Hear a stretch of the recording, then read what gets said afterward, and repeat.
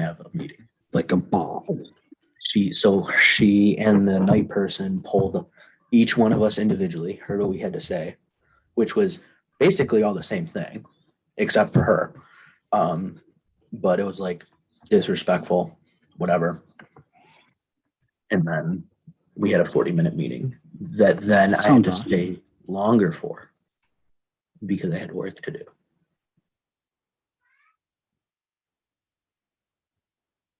But at least I'll get to go home early tomorrow. So Sweet. It's always good to go home early on Thursdays. Right. Not like Fridays are the end of the week or nothing. Right. Yeah. Well, take what I can get. I'm just saying it was a take what I can get. So I think we're live. We are. And we're back.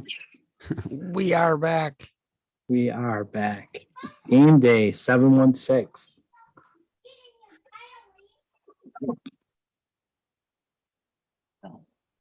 All right. I'm chewing ice. Classy. So here we are today. We're gathered here in blissful harmony, great to have another Game Day 716 live special edition for Father's Day. So Noah is a child. I am a father. Paul is a father. Game Day CJ could not join us because he's having a colonoscopy tomorrow.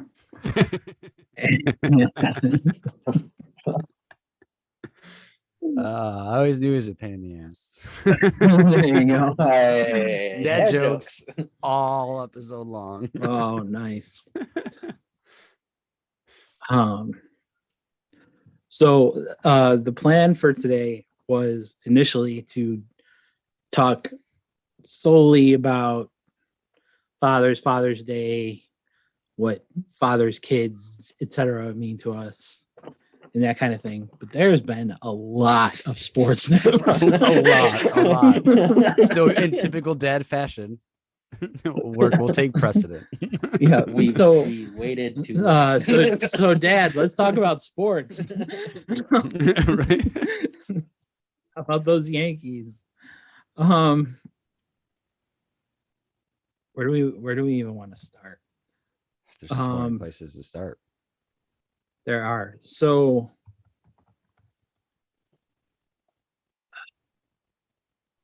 basketball? Wherever you want to start, Father. Oh. Let's start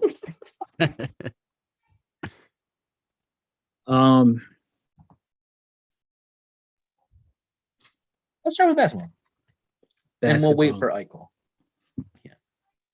All right. So some weird injuries and things are occurring in basketball. It's very strange. LeBron came out and said it's all okay. Right. But yeah, I thought that was a weird statement, right? Everything's fine in the NBA. So as long as LeBron says so.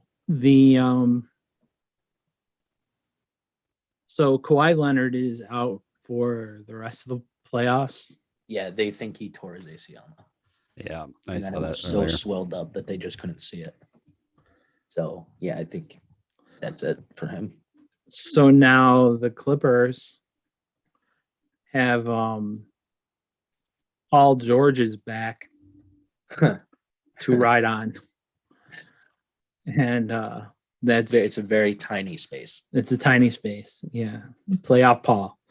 So, in other strange news, Chris Paul is out indefinitely for the Suns for COVID protocol breaking. Yeah. Law rules. Was it breaking or is he just in it? Does he have COVID? I heard he tested positive. Did he? And that he had to get retested to see if it was a false positive. Yikes. That's not good for the Suns. That's not good for the Suns. But they are playing. Where are they playing? Denver? Yeah. No. Yeah. Yeah. So, didn't tell interestingly me. enough, TMZ is reporting that he contracted COVID despite being vaccinated. No way. It's impossible. He's reportedly vaccinated. So maybe he's just saying that he's The vaccinated. Suns are and he- waiting. The Suns are waiting for their next opponent. They're waiting for who wins Utah Clippers. Oh, because they smoked the Lakers? They smoke the Nuggets. They too. smoked the Nuggets. Who smoked the Lakers? I've got the full No. LeBron statement, by the way. Let's go to hold on though. Yeah. I got it bookmarked right now. Okay. So other injuries, Mike Conley is out still for Utah. Oh my God, I'm so bad at this today. My brain got super scrambled at work today, so I don't know what happened.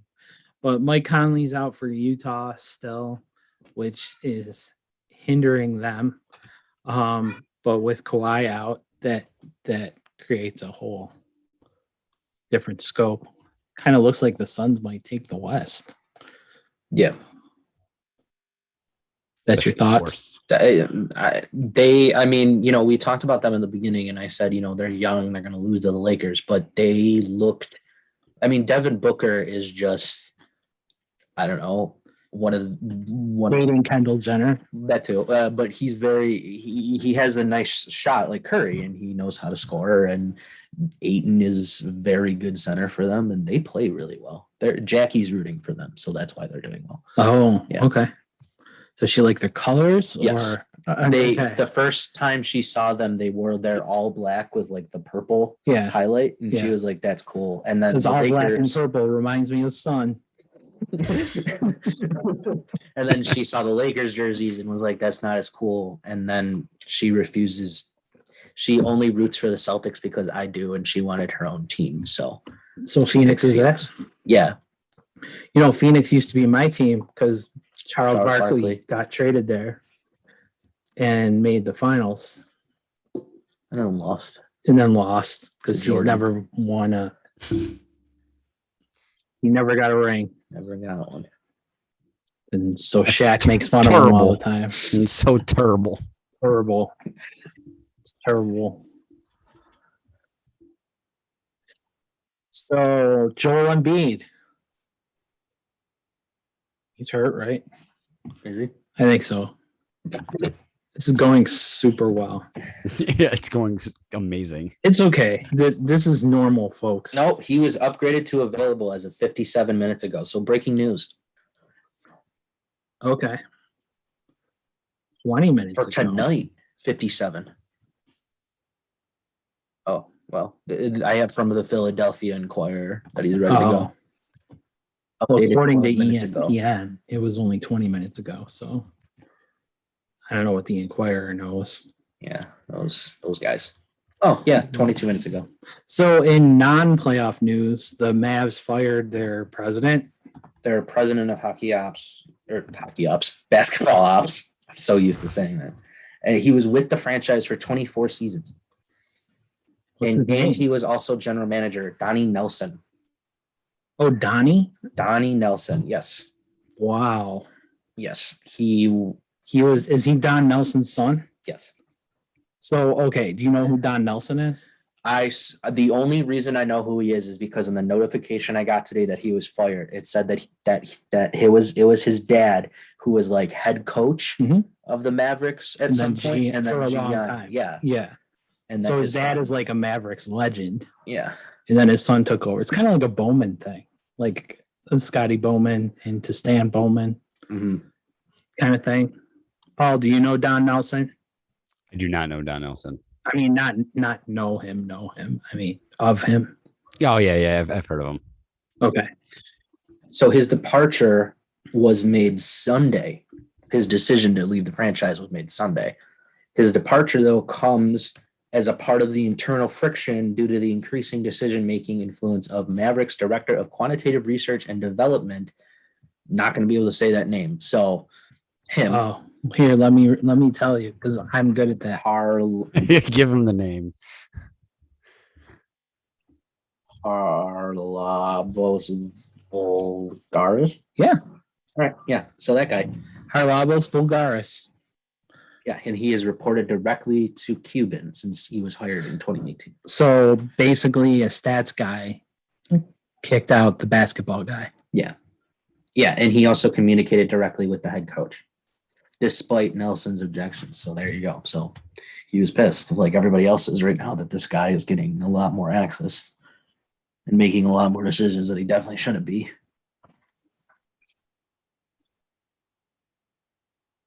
Harlabos. He's always been in my way. He was a former professional gambler. Yeah, he always beat me. Yeah. Yeah, when I was a professional gambler. Oh yeah. Okay. Yeah, he out-professionaled me. And so now here I am. Okay. In other NBA news, LaMelo Ball has been voted Rookie of the Year. Did you see that he Well said earned. that he knew he was going to win the award because he should be Rookie of the Year every year? I'm not kidding. That was a direct quote. That's awesome. That's I love athletes quotes. Oh my gosh. That's He's a his Yogi father's son Berra-ism. all the way through. And surprisingly, Anthony Edwards was upset that he did not win. The rapper who's using the NBA to amplify his rap career was Anthony upset. Edwards, the rapper, not Yeah. the guy from ER.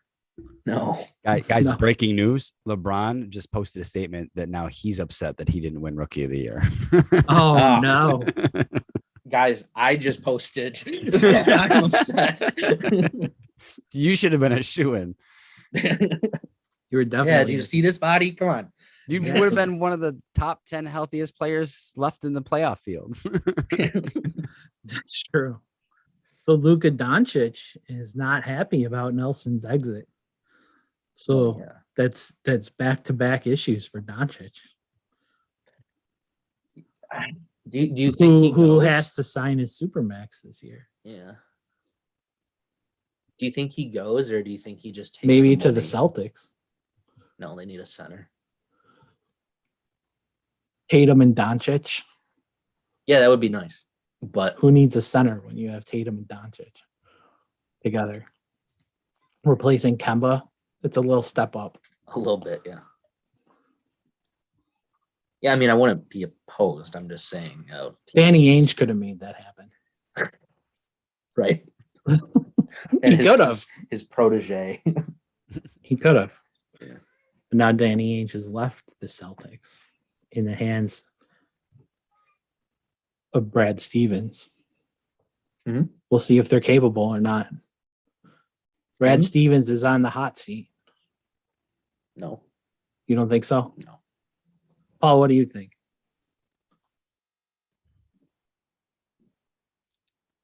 I don't think wanna when you believe go that from he the- is, but What?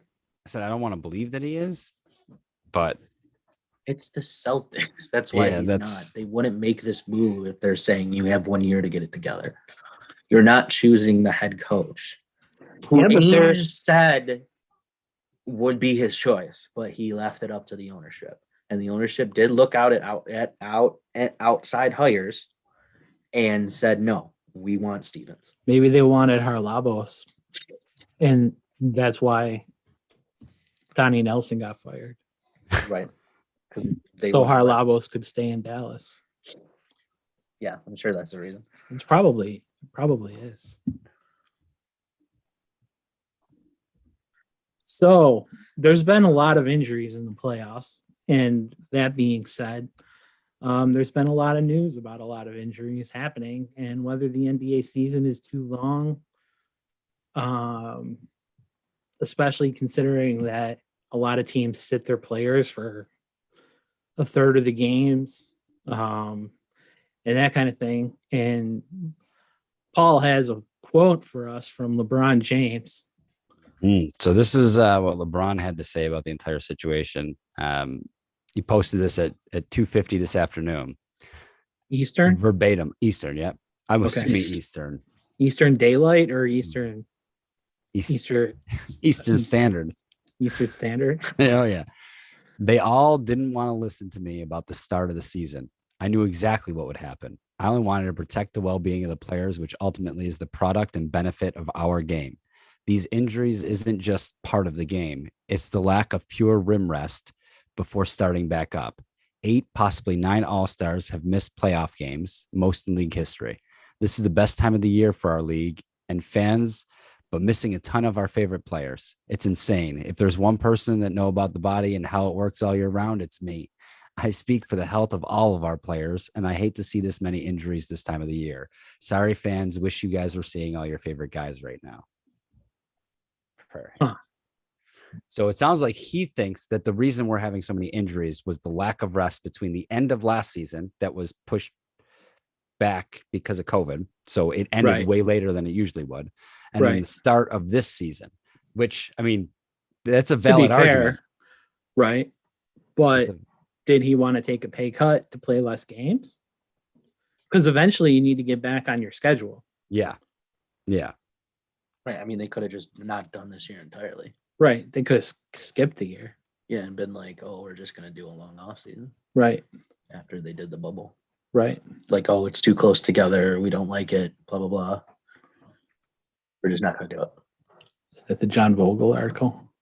But I mean, in fairness, right? Like, to play devil's advocate to LeBron right now, where was this energy throughout the season when there were injuries? Why is it only an issue now? We're so far removed from the Right. end of last season now that these injuries, in my opinion, do not have a bearing on how little time was in between the seasons. If that argument were to be made, that was an argument to make 2+ months ago. Not now. Not this far after the fact, because now those injuries, your bodies are conditioned for the season at this point. Like, you've been in the That's swing true. of things for months now. So if it was because of the shortened off season, then it would stand to reason that those injuries would have happened earlier, not later. So You would think. mean, But then I think he might be saying that the body wears down, right? which is also true, and maybe with more rest, the body wouldn't break down at this point per se. I think you have a better point though. I think I do too, because his LeBron. I would be interested to see if there were more injuries to non-rookies during the regular season. during the start of the regular season. Yeah, the first couple months. And I would imagine that if that were the case, that we would have been hearing things like this from more players than just LeBron. So the fact Right. that this is only now coming to light, this is only now being brought up as a potential reason for this. Now there's a cop out. I don't want to call it a cop out, but it seems a little short-sighted to say it now and to not have been barking up this tree the entire season. Is it Like, hey, possible it's he's gonna come, it's posting gonna just to come. stay relevant? I mean, yeah. No. I mean, Especially with Space Jam coming out soon. no, he's LeBron. he's always talking about issues, whether they're to do with basketball or otherwise. He's one of the more vocal players in the league. Oh, definitely. Especially, I mean, now he is. Yeah. But I mean, can we say that it's not to kind of keep his name out there since he got eliminated and he has a movie coming out? Like, I could see the logic behind it. I'm not saying that that's what he's doing, but I can't dismiss it.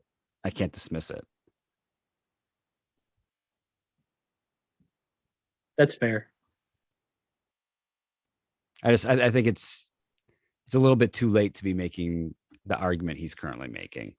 I mean, Yeah, I think get that's it, right. Because I mean, But it's like it's- football last year when they didn't have, the mini camps and all that stuff, and Yeah. they really weren't able to bring the players up to speed. You saw all those injuries during the first 2 weeks, and it was a huge story because of what happened. But like, when somebody got injured on big later on in the season, it's not the same story, because it's not. Because you're much further removed from whatever the catalyst was in Right. the first place. There's a difference between Saquon injuring his ACL in week 2 and such getting injured in week 15 and having the same injury. So I broke my arm like 12 years ago. Anyway, I thought that was going somewhere. No, it was. I It was was. It waiting for was. the I was punchline. just doing that on purpose. No. So I broke my arm 12 years ago. 13. Wait, how many years have I been married? I don't know, 40 or something. But anyway, so I broke my arm like a while ago, 13, 14 years ago, something like that. Yeah. And so it was a complete shatter, like total break of the humerus, I think. I don't know, whatever is right here, because I still have a bump from it healing. And so it healed, and then I played volleyball for the US Olympic team. Yeah. And I mean, I played You guys just lost volleyball at video, by the way. holidays. We did. Yeah. It's green. What? What happened? He said we lost video. Yeah, Yeah. and we I did. don't see. What'd you do, Noah? Let's see. Those are worse stuff here. I'm looking at the YouTube feed and it doesn't look like it's caught up Oh, to the point there it where you is. guys have popped out. So Go back to yeah. Zoom. So now it's just me in the YouTube feed. Nice. Full Nice. screen. Soak it in, YouTube. Go here. It's happened to me twice in 2 weeks now. How did that even happen? Nice. How about that? We're black. Oh, wait. We It didn't are. work.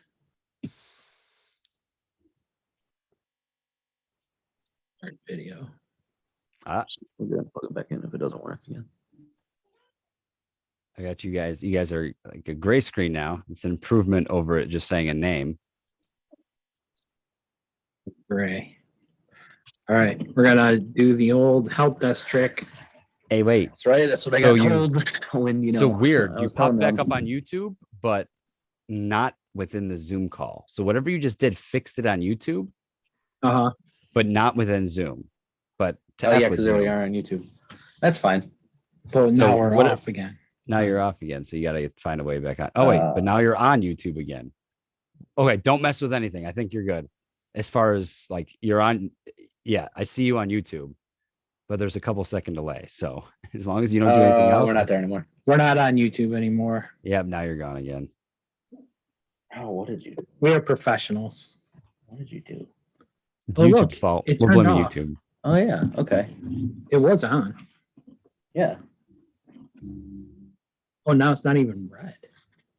Yeah. Did it die? Oh no. Okay.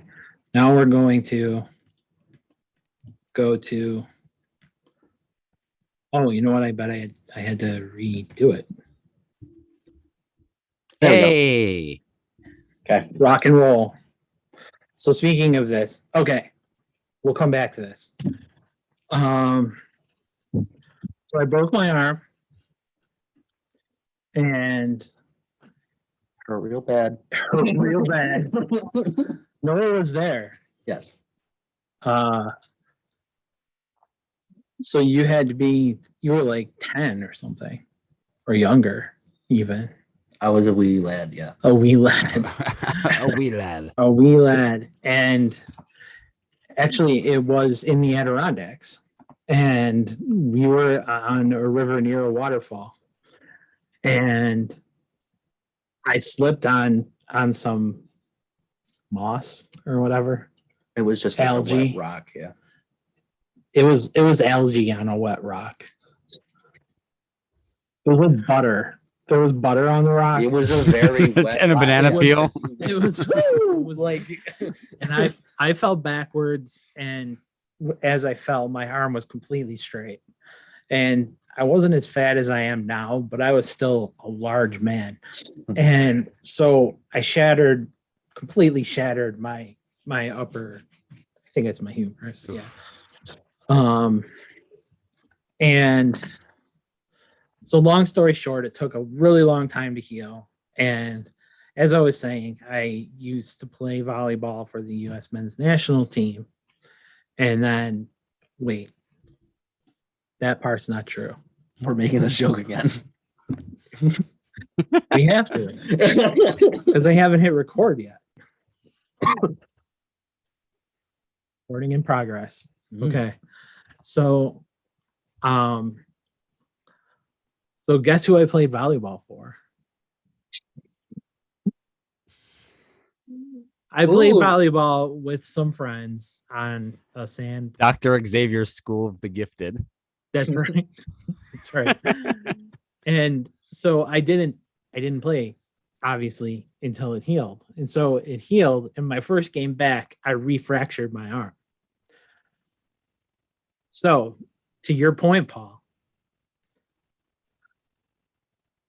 this is going full circle. And that's why. To your point, Paul, LeBron Never said anything about when I broke my arm. LeBron, no. See, to your point, the injury would have happened closer to when you return to sports than further down the line. Further down the line, because further down the line, your body would have been a little bit stronger, wouldn't have had, and the break, or the fracture wouldn't have happened as a secondary injury. I mean, at a certain point, you get into a groove of season. I mean, Yeah. you know, you're doing the same stuff. You're working out. You're doing this. Well, like it's. I mean, like LeBron should talk because he was put on wasn't he rested? Like he didn't play every game. What No, do they he call didn't. that? Like A pitch count, but like for chillaxing basketball. rest. Yeah.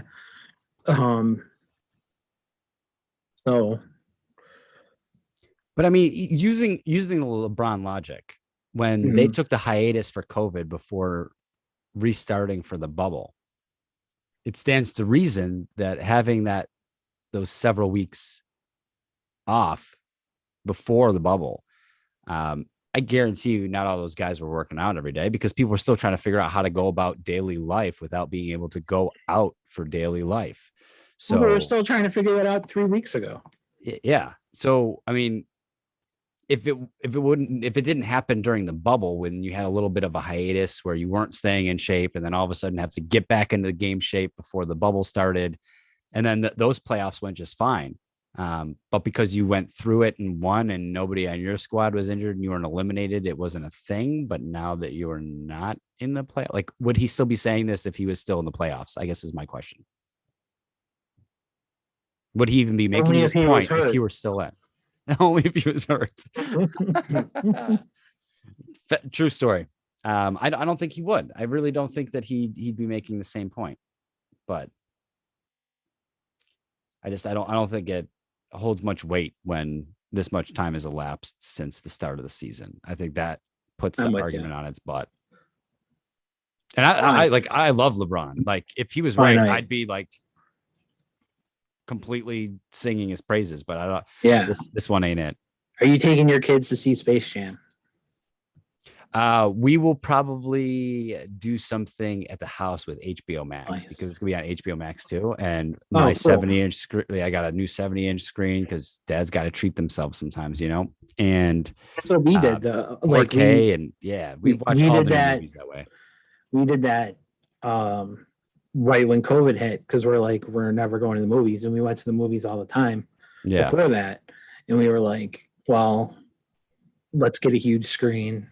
Yeah, and then we can watch all the movies that are supposed to come out, and then all those awesome movies came out during COVID. Take apart, exactly. We take apart our sectional. We layer the seating so kids in front, parents in the back. Turn off the lights, all kinds of snacks. Nice snacks in all different kinds of bowls, candies, stadium popcorns. Seating even. Yeah, like we go all out. Wifey is that's really cool. Put that in motion, and that's kind of like our thing that we do now is we'll have movie night and we'll make it a complete experience. Have you watched Deliverance with the kids yet? Not yet. Not yet. Still working on it.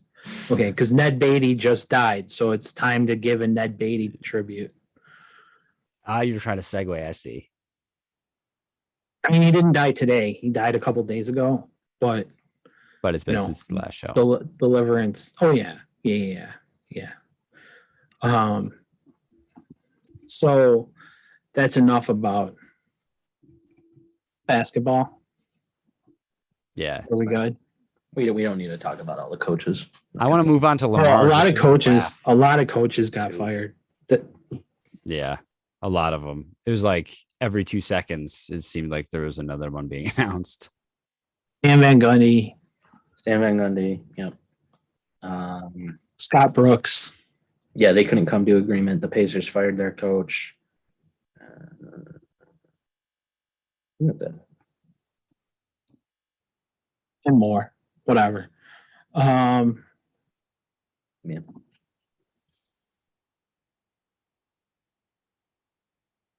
Anyway, Funny story about the new Space Jam movie, real quick, before we get to the next topic. So we were discussing it as a family the other day because the kids were curious when it was coming out. The wife was curious about when it was coming out.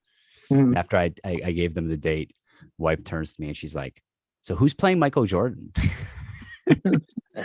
did you tell her LeBron? I did. I totally did. Nice. Oh my God. Look at Trey. Remember? Terry Pagula swag. Yeah. That's awesome. All right. Yeah, so Noah's just holding us up and showing me pictures on his screen while Nice. we're live on YouTube. So Derek Carr says he would retire if the Raiders traded him. Yeah, I doubt that, but okay. Buy or sell? I'm not buying at all. Yeah, I'm gonna sell that to the nth degree. Baker Mayfield is in no rush to get an extension from the Browns. Buy or sell? I'll buy that. I think he knows Sell that that. he's not next in line.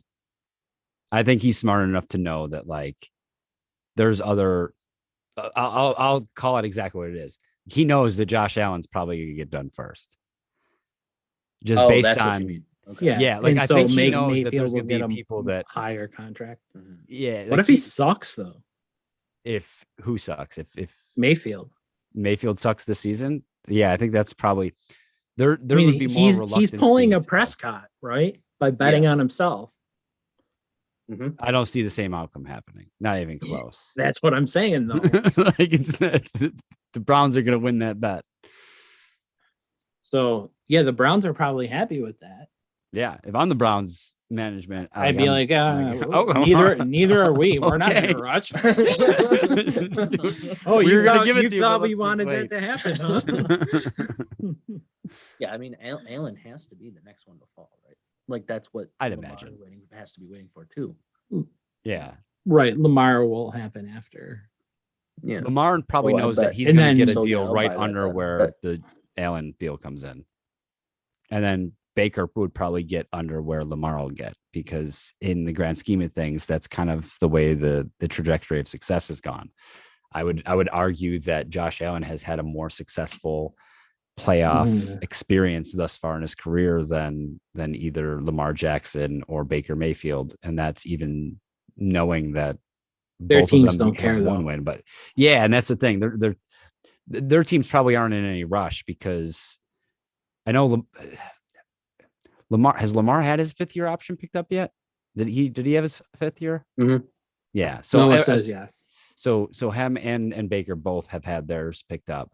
I would say that they'd probably get to both of their extensions this upcoming off season, whereas I could see Josh Allen's being completed anytime between now and next off season. Like it Well, could come if at any point. Allen's gets completed, you're saying you think Mayfield will come in under Allen? Yeah, I do. I don't think that they pay, whatever should, Josh though, Allen Mo. gets. Yeah. I mean, in theory, it should, just based on how quarterback Okay. contracts usually play out. But it I- won't. But I don't. I think they'll use this as their negotiating tactic with his agent, right? Right. Have you made the AFC Championship yet? Then you're not. Oh getting no. paid what Josh You Allen don't did. even need a negotiating tactic. No. You just say it's our turn now. That's what happens. Yeah. Right. I mean, that's what Jamal Adams just did with the Seahawks. Mhm. Um, Yeah. the Broncos paid Simmons 15 million a year, Jamal Adams said, "I'm only making 9, so hold on." Yeah, and Xavier Howard did the Yeah, same thing. yeah. He just sign his two off seasons ago. Yeah, Yeah, Not and even 2 he's full mad. years ago. Yeah, Still, I think that they're it's because the they need salary to- cap doesn't exist. Yeah, I think they need to instate something where, and the NFLPA needs to work on this, where if you've signed your contract within X amount of vetted years, so every year you get a vetted season. never happened. I know where you're going, but it's never. It doesn't. Yeah, no. I mean, these are the same players that and I get it in certain situations and in certain cases, I absolutely get it. Like the need to hold out to get a better contract because you've outplayed your current deal, but you literally just signed this deal. But what he's saying is he's the best safety in the league and wants to be paid like that. Is he though? No, he's a very good linebacker playing safety. Mm-hmm. Agreed. I agree with that take 100%. I don't think he's the best. I think that there's 3 better safeties. No, that's stretching it. I'm giving somebody that hasn't played a snap too much credit. There's 2 better safeties on the Bills currently than what he brings to the table as a safety. Now, I'm not saying it like talent level of the player. I'm saying Is there a Bills player you don't think is the best player at their position? Yeah, absolutely. Absolutely. Mario Who? Addison. Did you know that if the Bills trade Addison, it Yes. would only be a $3 million hit on their cap? Yeah, I did. I actually show recently. me the teams that want to take him. Exactly. Okay. No, that's let's not keep my going. point. There Jets. could be a team out there. No. See, here's the problem. The Bills have 12 defensive ends on their roster right now. Mhm. Right? I think it's 12. It's 10 or 12. Yeah. It's 12 wide receivers and 10 defensive ends or something like that. Right? And 8 linemen and 1 center. Well, they have way more than 8 linemen right now. Oh well. Well, their roster is 90 guys right now. So, but they have it's somewhere between 10 and 12, but it's not 11. It's an even number. So it's not between, it's 10 or 12. Patine. It's not between, but so I was looking at this, right? And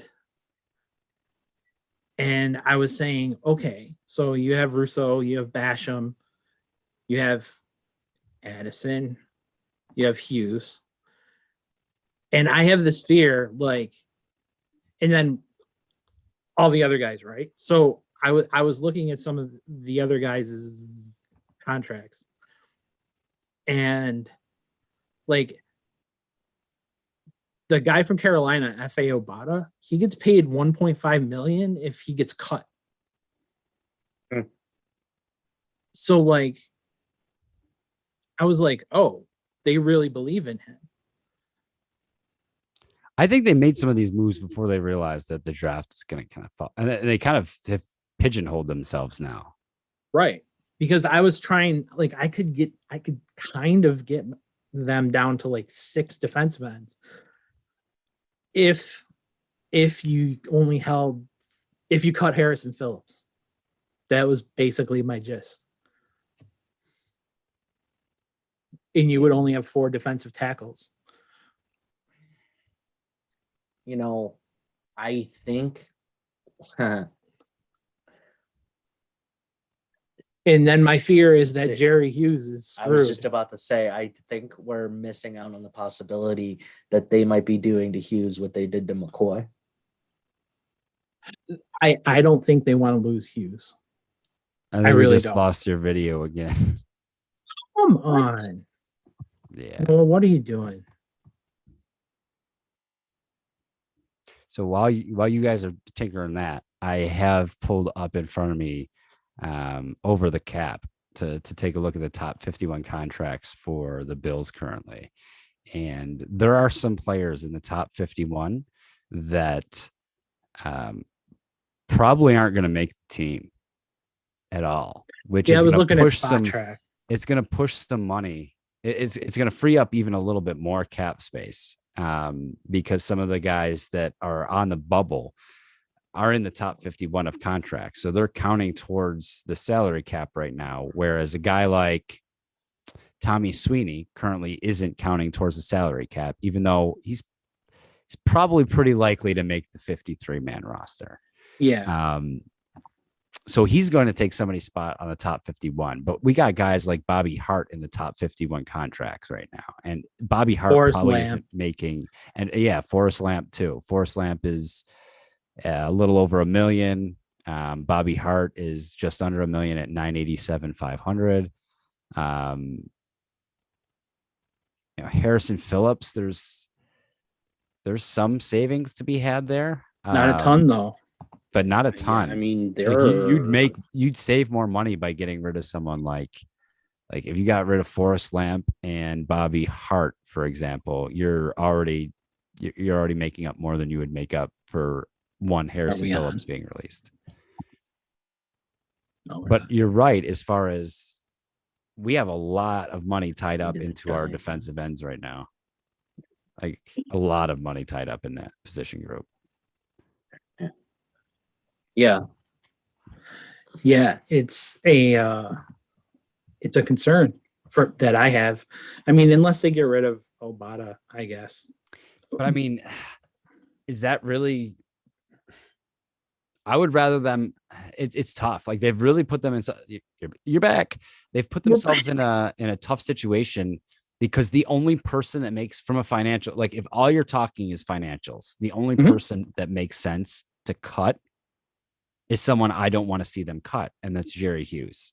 He's the only one on the roster that would give you any kind of significant financial incentive to release him and free up. But like, I can't see that happening. Like he's the longest tenured Bill player right now. Like and he played fantastic despite the lack of sacks. Yeah. He is considered one of the best in win rates pass rushers in the league. Yeah. And it's been consistent for a few years now. And man, I still get images of him dancing around and running his way for a touchdown last season. Like that just kind of embodied what he was, right? Like he's also become a very good run stopper. So he really has. He's done much better in recent years. In the McDermott era, especially of setting the edge and holding contained so that like you're not going to get a running back to just like kick it outside on his side. Right. That didn't happen much. I think that there's a huge benefit. If I had to choose one between Addison and Hughes to keep for the next 2 years, this season and next, like it would hands down be Jerry Hughes, just because of if they cut Addison next year though, there's a huge savings. Yeah, that is correct.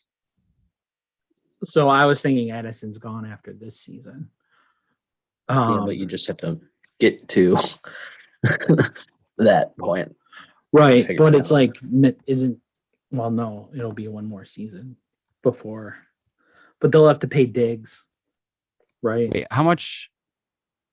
Are we sure that the Addison contract isn't over after the season? Yeah, I think he has 2 years left. You don't have to pay Diggs until 2024. No, you have to pay Diggs next season. You don't really. No, you have to pay. I agree. Unless you want his attitude, you don't have to. Okay, all right. Technically, you don't have to. It is in their absolute best interest to throw the whole kit and caboodle at Stephon Diggs, and you better make him one of the top 5 paid receivers in the league, because I don't know that you have the success that you have without Diggs, and I think he knows that. Like he's so do the Bills, and they do too, and so does Josh. Josh is probably already telling them, "Look, you gotta give me a couple million less to make sure that Diggs gets his. Do what you got to do." And I think that's absolutely a conversation that's happening. There's no way that Josh Allen is going to allow Stephon Diggs to not get his, while he's getting this huge contract. Like Josh Allen just doesn't seem like that kind of guy. So I agree. The other player who you gain a ton of money by cutting next season is Mitch Morse. I think they absolutely do that too. I don't see Mitch Morris on the team past this season, Right. barring something like a complete restructure. Right. I just don't see it. Because if you really needed to, until you find your franchise center for the next 10 years, Right. you can easily kick Feliciano back inside. Yeah. He That's a good point. he held his own So, there last season. Feliciano's so, like, another guy you save money on. yeah, he is. But with him just signing his contract, like I'd like to see him stick around until until the Jolly Green Giant we just drafted is ready for, starting guard duties. Yeah. Yeah. Which one? Either one of them can step up. I don't care who it is. I think it'll be Spencer, but it doesn't. I want it to be Spencer just because I like his story more. And he dove through a table. What's not to love about that? It still sticks out to me. I don't know why it sticks out to me. You save no money by cutting Ike Bacher. Yeah. No, that's a good point. Cutting Ike Bacher saves money too. No, you save nothing. Yeah, you save zero. But next year or something. No, this year. If you cut, it's the same. It's straight across the board. So it would be nothing because he didn't get a bonus, I think, right? Is that the way that works? It's not guaranteed. Yeah. That would but be it. That's at least a spot. It doesn't give you cap room, but if you're trying to make cuts. Yeah. Oh, and AJ Klein's the other one. Next year. Yeah. Next year. He's out the door. Yeah, I don't see him being around next year. And Cody Ford too. Next year. Yeah, I'm looking at the 2022 contracts now. Mhm. Wow, I didn't realize we had 55 players under contract for the 2022 season. They like to extend their guys. Yeah, they sure do. I mean, we were looking at this at the beginning of the offseason, and like it was a barren wasteland of maybe 3 or 4 guys in like 2023 and beyond. And it's just not the case. The only person that's under contract through 2025 is Tre'Davious White. And he'll need a restructure. Oh, yeah. At some point, for sure. I could see Mitch Morris definitely being, you're saving $8.5 million, right? He's an 11.25 cap hit next season, and it's only 2.75 in dead cap. Like that's a no-brainer unless he restructures and gets to the point where like a Mario Addison contract is, where it's like a net wash. Who's a net? Another dad joke. We're here all night. Dad joke. Yes. You know who else? I'm not saying that I would do this. I'm just saying that Beasley. Jordan Poyer. I saw that. Yeah. Almost he saves you million. though more next year, actually. Yeah, next year would be more. Yeah, this year I wouldn't do it, but like Cole Beasley saves you 6.1 million next year. Yeah. Saves you about the same this year. No, he doesn't. AJ Klein is an easy one. There's only 400,000 in dead cap. Diggs, you're not doing anything with. Daryl Williams. He saves you. Yeah, I saw that too. Yeah, Daryl Williams. And those are about all the big ones because I was looking at ones and I was like, oh, so a lot of these are really 1-year contracts. But you know what? Bean loves doing that. And then like if you perform, he'll restructure or he'll Feliciano, right? Like extend. Feliciano got a 3-year deal for coming in but Feliciano, like I said, is kind of a 1-year deal, or it could be. Well, look at Micah Hyde though. He had 1 year left going into this year, and now he has 2 additional years. Yeah. Jordan Poyer last year. Well, Feliciano has a 3-year deal. I'm just saying that they would save a bunch of money by getting rid of him. Yeah. It just depends who they decide to pay next year and what they want to do. And well, I have a feeling. I don't think. I think there will be more turnover next year. I don't think Feliciano is going to be asking for a huge contract next year either. And if he does, he's under contract for 3 years. Oh, and we probably got. He just saves you a lot of money. Well, you can just restructure that because of Stars opt out. Like we kick that can down the road. Like Yeah. Like we're gonna have Star on the team next season. Like everybody Mhm. needs to prepare for that. He's gonna be back for He 2022. saves you for But it's a $5.1 million cap hit for him to stay. I mean, it's 5.1 million in dead money dead money. Yeah, but if you cut him.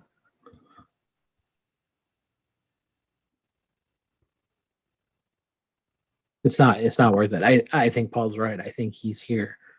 Unless something happens. Yeah, unless I mean like some unless this, they would need to do it before June 1st. they don't have to. I'm looking at this here. Yeah, because it's past June 1st. Okay, well, if they next year, if they did it before, it doesn't matter. Okay, so either before June 1st or after, it would be 4.25 million, In just a savings. regular release with a 5.1 million cap. If they traded him, Which they won't be able to do. it would be 2.6 million in dead cap and 6.75 in cap savings. Here's my thought about Addison. Going back to before we got into a 25-minute, roll here. My thought about Addison is there could be some team where a defensive end goes down You mean this like this in through like the training camp? preseason training Okay. camp, something. That's true. Who needs or wants a serviceable defensive end and has cap space? And the It's Bills say possible. It wouldn't be the we'll first trade time we him- saw we'll him tr- do this, We'll right? trade him to Beat you has done that before. for a 6th round pick, and then he's off the books. And you got an extra 6th round pick for 2022, Right, Right. which could turn into the next Matt Milano. Right. right. Or Tom Brady. Did you know Tom Brady was drafted in the 6th round? Did you know Yeah, who pick 199 I heard. Patrick attended Harvard and Chris Hogan played lacrosse? Chris Hogan played lacrosse. He's currently playing lacrosse. In the Did you know PLL. that? I did Did you know about his amazing transition from football to lacrosse? football to lacrosse. Back, yeah. Yeah. Did you know he was going Lacrosse, football, lacrosse. Yeah. Did you know about that? Yeah. Did you know he came out and was like really, really good? He scored He came 2 whole out. goals. Yeah, when he debuted in his amazing Oh, lacrosse. Yeah. He scored 2 whole goals. Oh, I thought you meant he came. They won out. like Came 16 to out. 14 and he scored 2 goals. Oh, so he had the winners. Yeah. He was the difference maker. Mhm. Yeah, he scored his in like the first, but it's okay. I'm About not saying those he had the goals. game winners. Oh. It's like a win, right? We're gonna go back to this baseball conversation. A win in April versus a win in September. Mhm. They're the same. So let's talk. Where are you going? Oh, yeah, we can talk Eichel, and then we'll swing back to. So we'll swing back. Well, we don't even have to. So in father What news, did you want to swing back to? no, in father news, Vince Wilfork's son. Oh yeah, I thought you were going to talk about the rest of the AFC East for a second. He No. was arrested for stealing his dad's ring and trying to sell it, right? Multiple rings. Yeah. Yeah. Oh boy. So happy Father's Day, Dad. You have to bail your son out. You have to bail your son out. In positive father news for the NFL, Greg Olson's son is now out of the hospital. That. Yeah. That's incredible. He It's- rang the bell today. Yep. After Shout the out. transplant. Shout out to his son. You know, the Carolina connections we got. Yep. Mm-hmm. I think it was pretty heartening. Yeah, it was cool. Yeah. You know, We've had enough like negative crap right. transpire Well, in the world that, you know, every once in a while getting some news like this really like reinforces that the son eventually has to come back out. And I mean, that was also negative for a little bit there because they didn't know. It was scary. Yeah. Definitely. Go back on all the sites and say we're talking Did you- Sabres and then we're talking fathers. Did you guys see the video that Greg Olson posted of his son telling their other 2 children that they had found the heart? That was wholesome. I did see that. I That's did. the content I'm always here for. It brought a tear to my eye. Mine too. Noah, did you cry? Oh, Misty. A little misty, a little bit. Mhm. Good. My son's funny whenever something like touching happens or he sees something touching, he tries to shield his eyes. Like he tries to like force his eyes to like stay open so that he doesn't like cry. I'm like, guy, it's okay. I cry at all the everything, time. Like me I- too. I'm such a sap. I cry. No, I will guarantee you, I cry it way more than you do, and Noah can vouch for this probably. But I mean, like, I'll be watching a TV show, like I don't know, I'll watch SVU and be like, oh my god, that was amazing. I cried at Toy Story 4. I've never seen Toy Story 4. You'll cry. I'm sure I will. I think I remember somebody telling me that in my past. It could have been you. It very well maybe. The ending to Toy Story 4 is super. To me, it was sad because I grew up with those movies. Like Right. those. I remember being a '90s kid. Man, I'm dating myself now. I was probably a teenager when Toy Story came out, so it's not like I was that young. But to see the way that Toy Story is kind of built upon its story all these years, to see everything come full circle in the fourth one, not gonna spoil it, but have tissues ready if you watch it. Yep. It came out in 1995, the first one. So I wasn't quite a teenager yet. I was 10. Yeah. Not bad. It's interesting that you consider yourself a 90s kid if you were 10 in 95. Well, I guess that makes sense. Yeah, I was. I mean, I was. Um, I started like I started What do you consider kindergarten. yourself? I like to consider myself a '90s kid because I don't. You're not a I 90s don't kid. want to associate with the others. Can't we grandfather him in? Can we do that? Yeah. No. I don't even consider I myself tried, Noah. I don't consider myself a millennial or Generation X. I definitely consider myself a millennial. I'm Um, okay with it. Negative connotation and all. I missed my moment. Well, you are. You are. Yeah, like literally, I'm smack dab in the middle of it. There's no escaping it for me. I can't like be like, well, I'm close enough to this. Like, not Right. no. there is this 5-year gap when you look at like charts or whatever of generations, and I'm in that gap because it's like Generation X goes to 76 and then millennials start at 80 or 81 or whatever it is. So that's Like go to 89 or something like that, I think. Well, no, they go to the millennium. Oh yeah, to 2000 because then, but yeah, that's right. You're That's right. millennial. Yeah.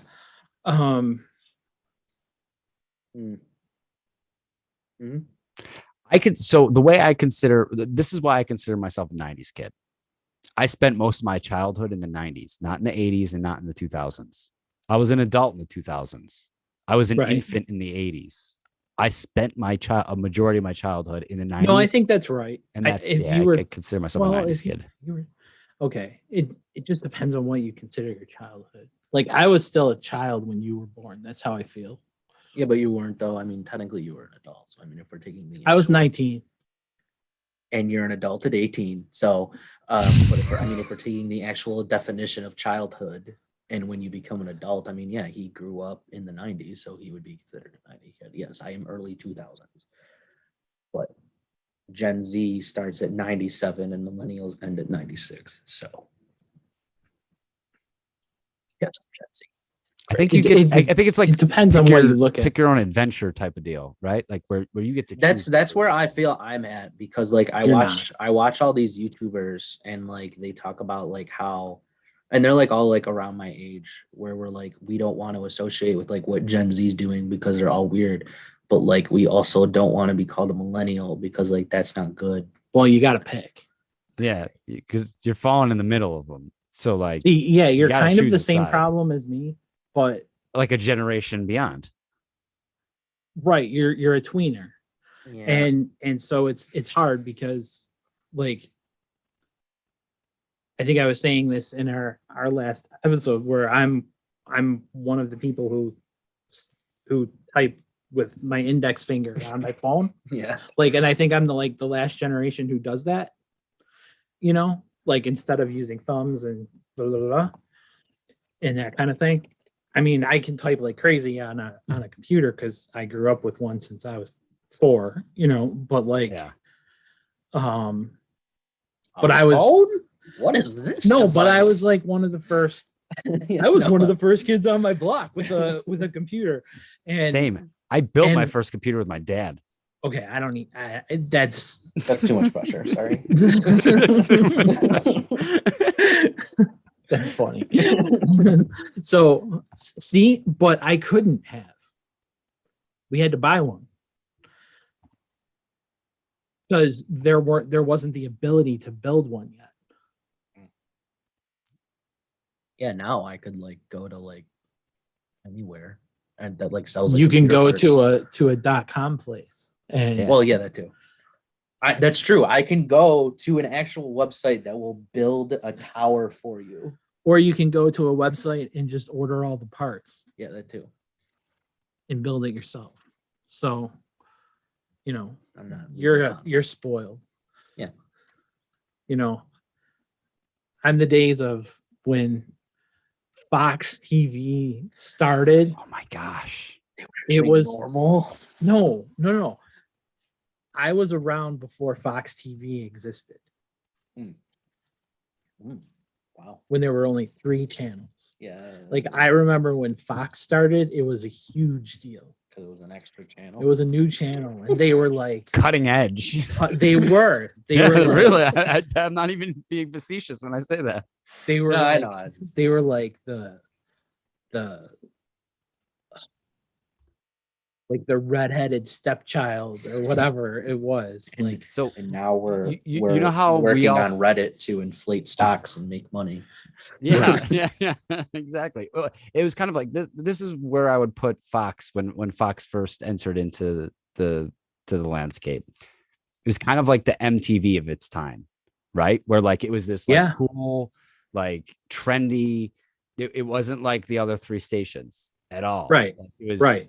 It was Right. something They had like completely In different. Living Color, and they Yeah. had, like shows with black people on them.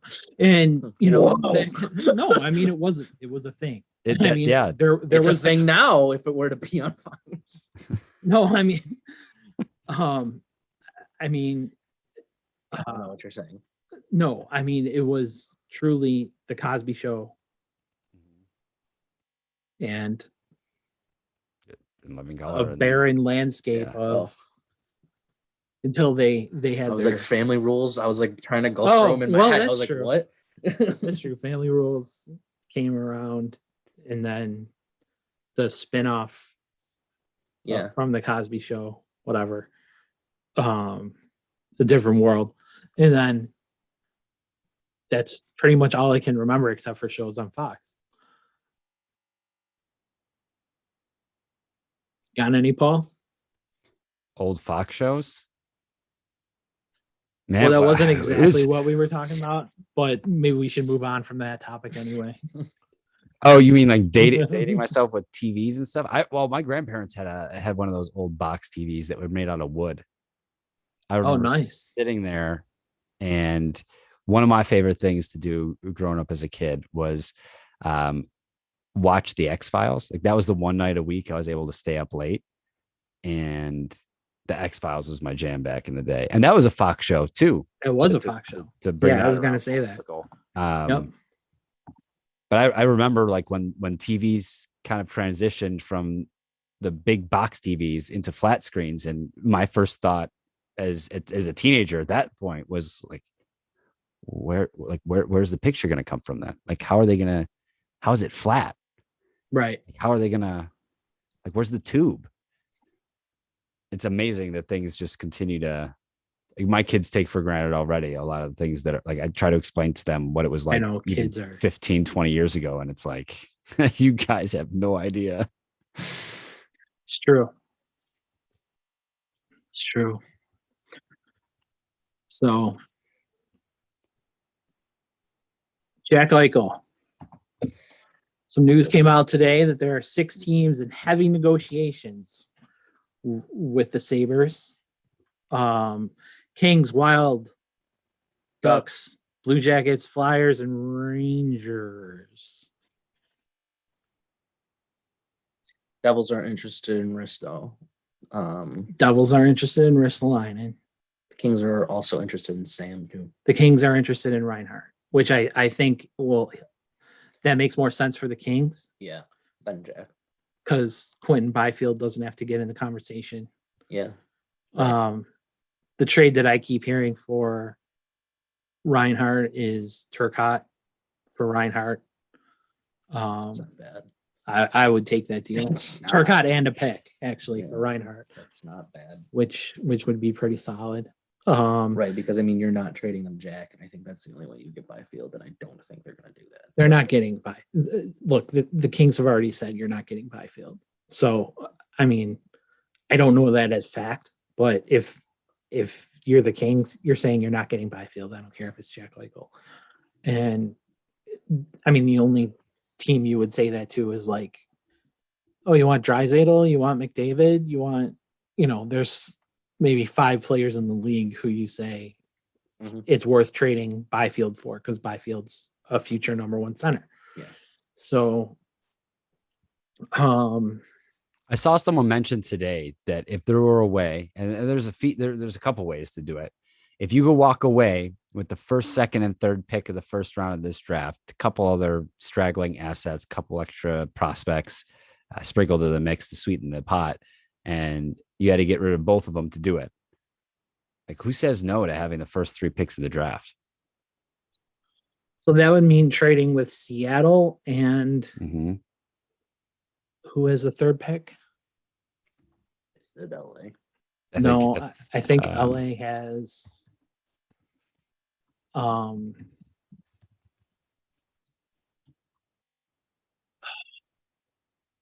LA like 11th or something.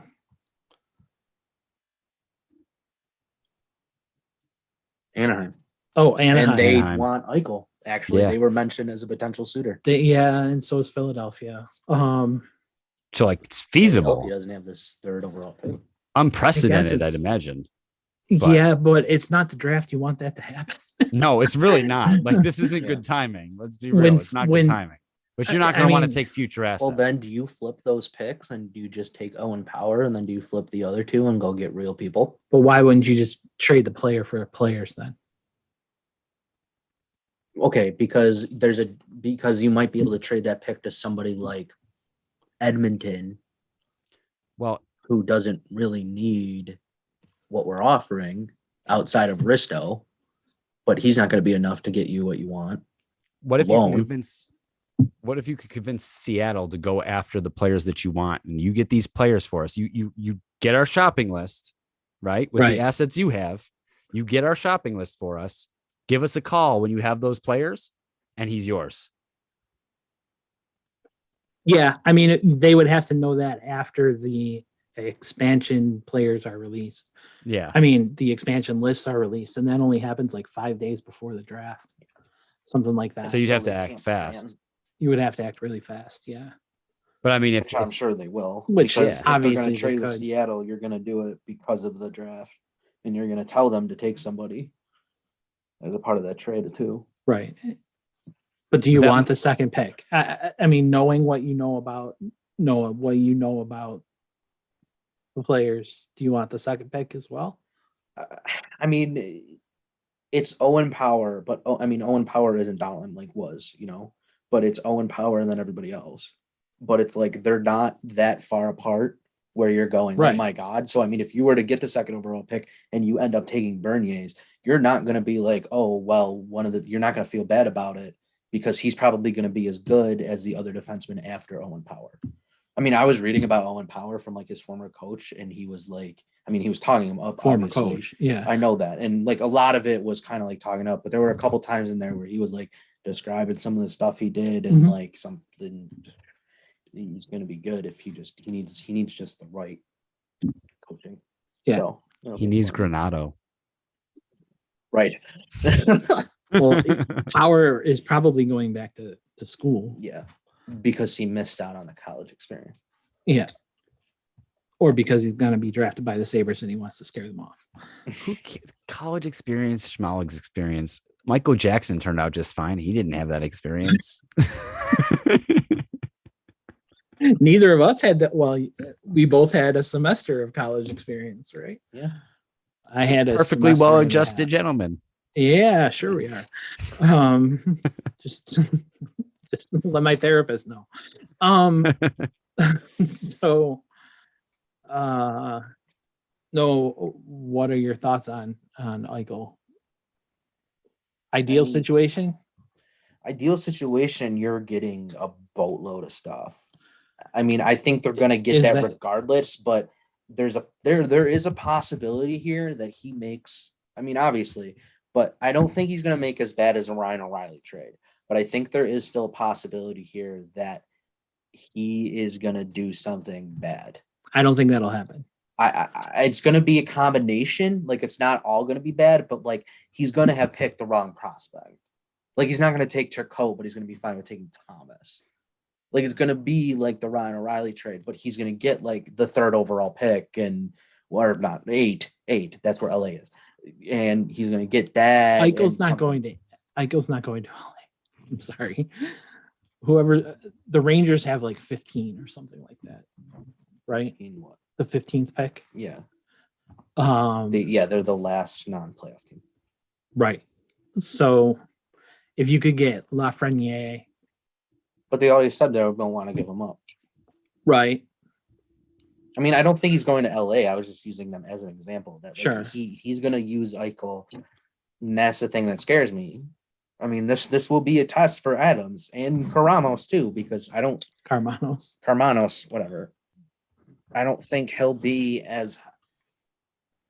I mean, he has a lot of experience, and obviously he built Pittsburgh, was a part of that building process, but he's also working with an inexperienced GM. Which is why he's there to lead. Yeah. But it'll just be who gets final say and how much the Pagulas have their hands in this. Well, because I mean, that Ryan O'Reilly trade happened because of the Pagulas. Okay, I don't want to talk about the O'Reilly trade. I don't. Because to me, this is like new GM twice now, right? No. This is just the first GM after? Yeah. We had Botterill for a while. People get that. Adams replaced Botterill? Mm-hmm. Okay. And to full circle, isn't Botterill with Seattle? Yeah. Yeah. I mean, okay, but badly. Eichel was a definitive. This is who you're taking. You're taking McDavid or Eichel. Yeah.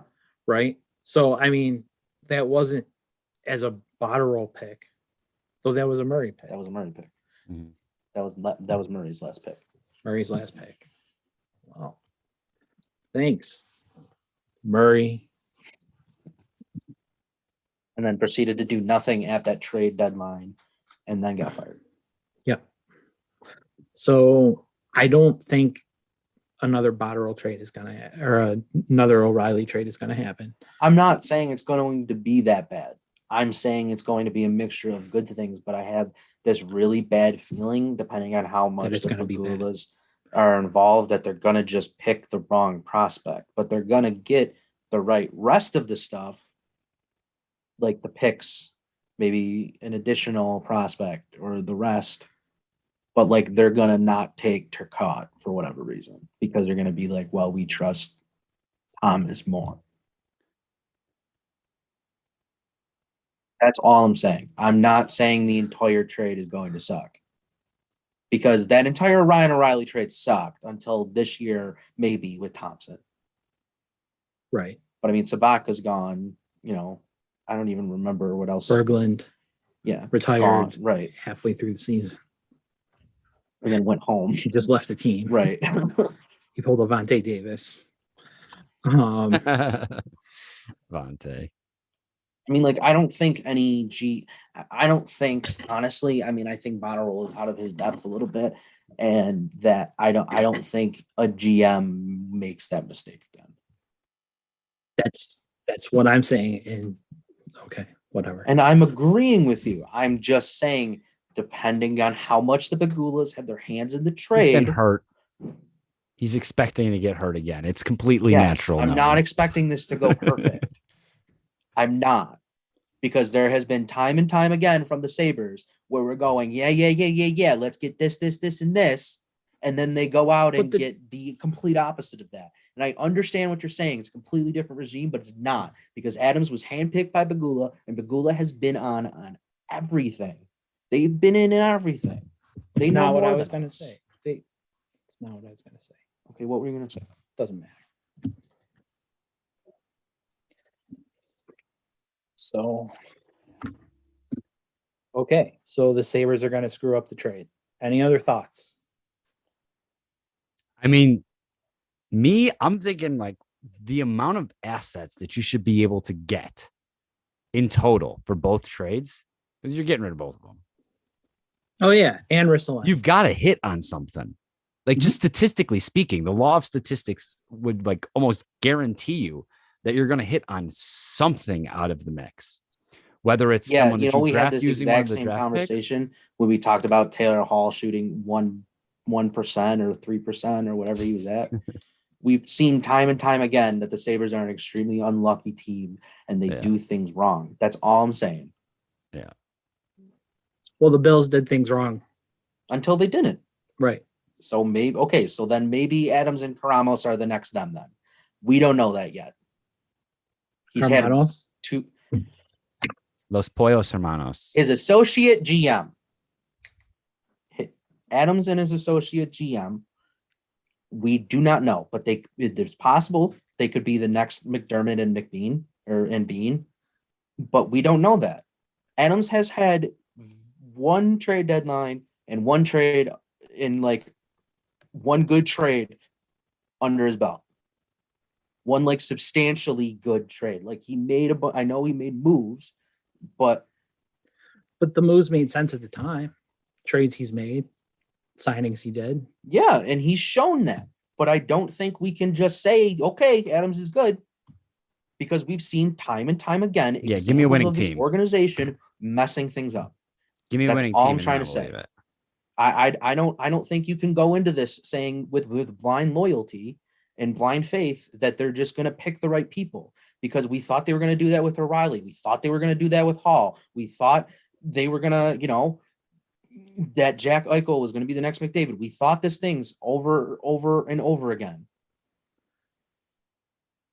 And we've seen time and time again that the thing that we want to happen isn't the thing that's going to happen. That's all I'm trying to say. We're in an abusive relationship. Able to get a boatload and he picks the right guys and he gets Lafreniere, the 15 overall pick. I'll be happy about it. Good. That will mean they might be competent, but they have to get through this first for me to say they're competent. Because this is huge. But I guess the future of your point. team. I guess this is the future of your team. Okay, never mind. What? Nothing. Doesn't matter. Talking about Father's Day. Father's Day is coming up this weekend. Noah's taking me to dinner. Lunch. Very excited. Favorite sports memory with your kid? With my kid? Mm-hmm. Remember when you hit that home run? and Derek Jeter was there and saw it and signed my baseball bat? You didn't like Derek Jeter, did you? No. Okay.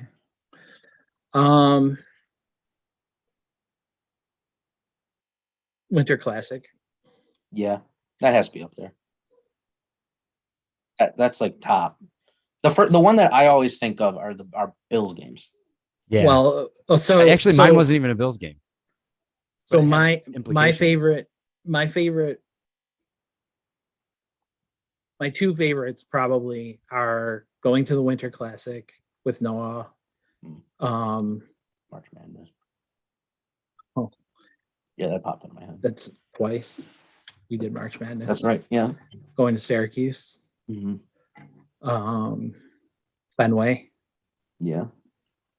Well, I mean, the reason why I asked you about Salem was because I was like thinking of like Fenway, and I was thinking of like the Baltimore Orioles park. And I'm like, the park isn't comparable. Like, I don't understand why we're sitting here saying that this is an MLB park.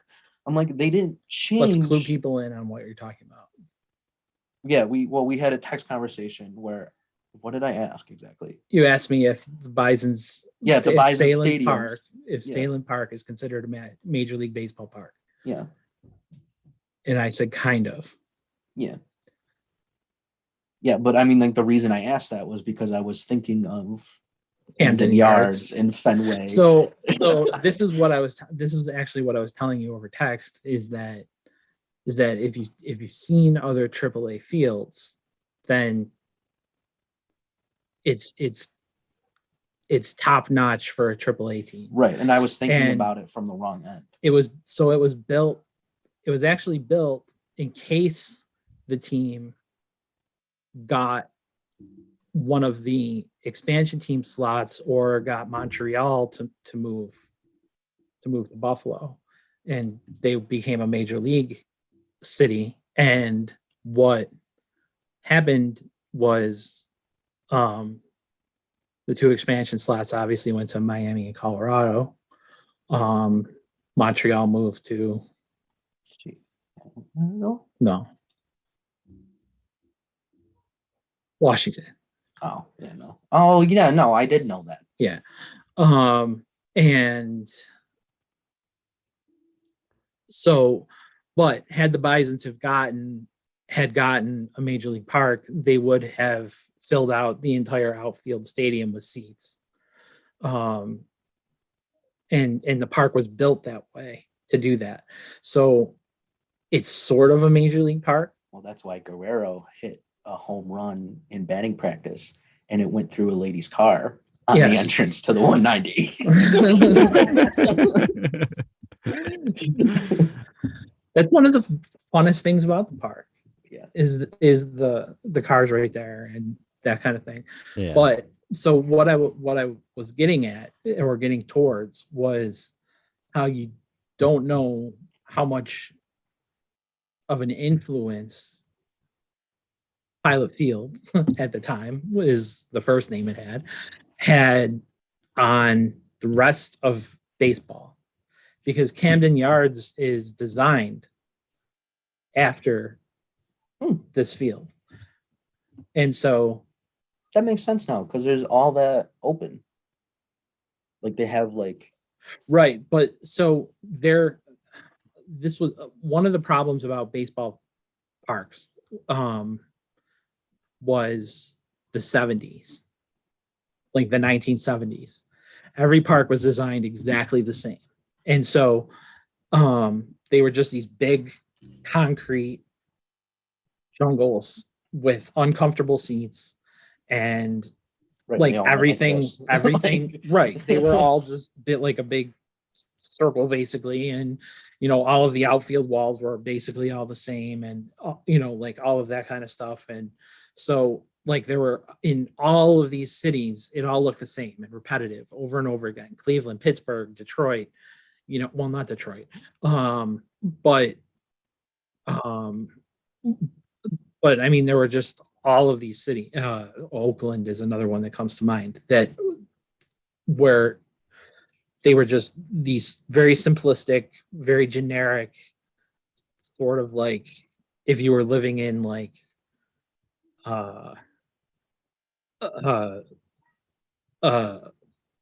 subsection, like a complex, like that kind of thing, in a community where they all had the same architect. And he said, I have one really good idea on how to design a house. And so what the Bisons did was they built the stadium, and they were very creative about it in the way that it was built. And like I said, they had the outfield walls or the outfield made to be able to be built out in case they got the bid, and they won the bid for the major league team. But it was really about the concourse and how wide everything was in the concourse, and about the openness from when you walk in, like the quote unquote open concept, right? Yeah. Like, well, I mean, like HGTV reference. Well, And yeah, I mean that's why I said like I was thinking about it from the wrong end. yeah, Like I was thinking about it from like the major league park perspective and being like those don't those aren't the same to but me. at the time, At the time they were, but like now. at the time when it was built, it would have been considered a major league park had they have been chosen and they built out that outfield section. Yeah. Instead, it's probably one of the best AAA parks in the league. Yeah. End of story. So, all right. So my two favorite memories with, well, there are a ton. Noah and I have done a lot, because he never really got to play sports as a kid, being between two parents. Yeah. So the way I made up for it was by buying him stuff and showing him that money is love. And so, no, the way I made up for it really was by trying to take him to events and taking him to different things and that kind of thing. So like we've been to a lot of different events and actually concerts would be really the other thing that falls into our Yeah. area would be sporting events and concerts. Because I started taking him to concerts when he was 8 or something, and because he could run up to the front and get the set list being an 8-year-old. Hey, squeeze up there. Go get this list. Yeah. Yeah, I can't do it that much now, but Yeah, he could be the cute 8-year-old and go, "Can I have the set list, please?" And he would be like, "Oh, Sure, of little buddy. course, of course." There you Yeah. go. So I have tons of set lists from tons of concerts we went to, and so yeah, my favorite art is definitely the Winter Classic. The look on your face, and we were with his step cousin, my wife's niece, I guess, Ashley as well, and the look on their faces when it was just snowing, and even though we weren't in a spot where we could truly see everything or anything, we had to look at the scoreboard or watch the board for the whole game basically because of where we were, but it was just being there, Yeah. And then the other one would be going to Fenway and taking Noah to Fenway Park. The Red Sox were and always have been his favorite team. And being able to do that, dealing with scalpers on outside. Didn't those guys start at like 400 a ticket? It doesn't matter how much I pay. It's about the experience, Noah. Yep.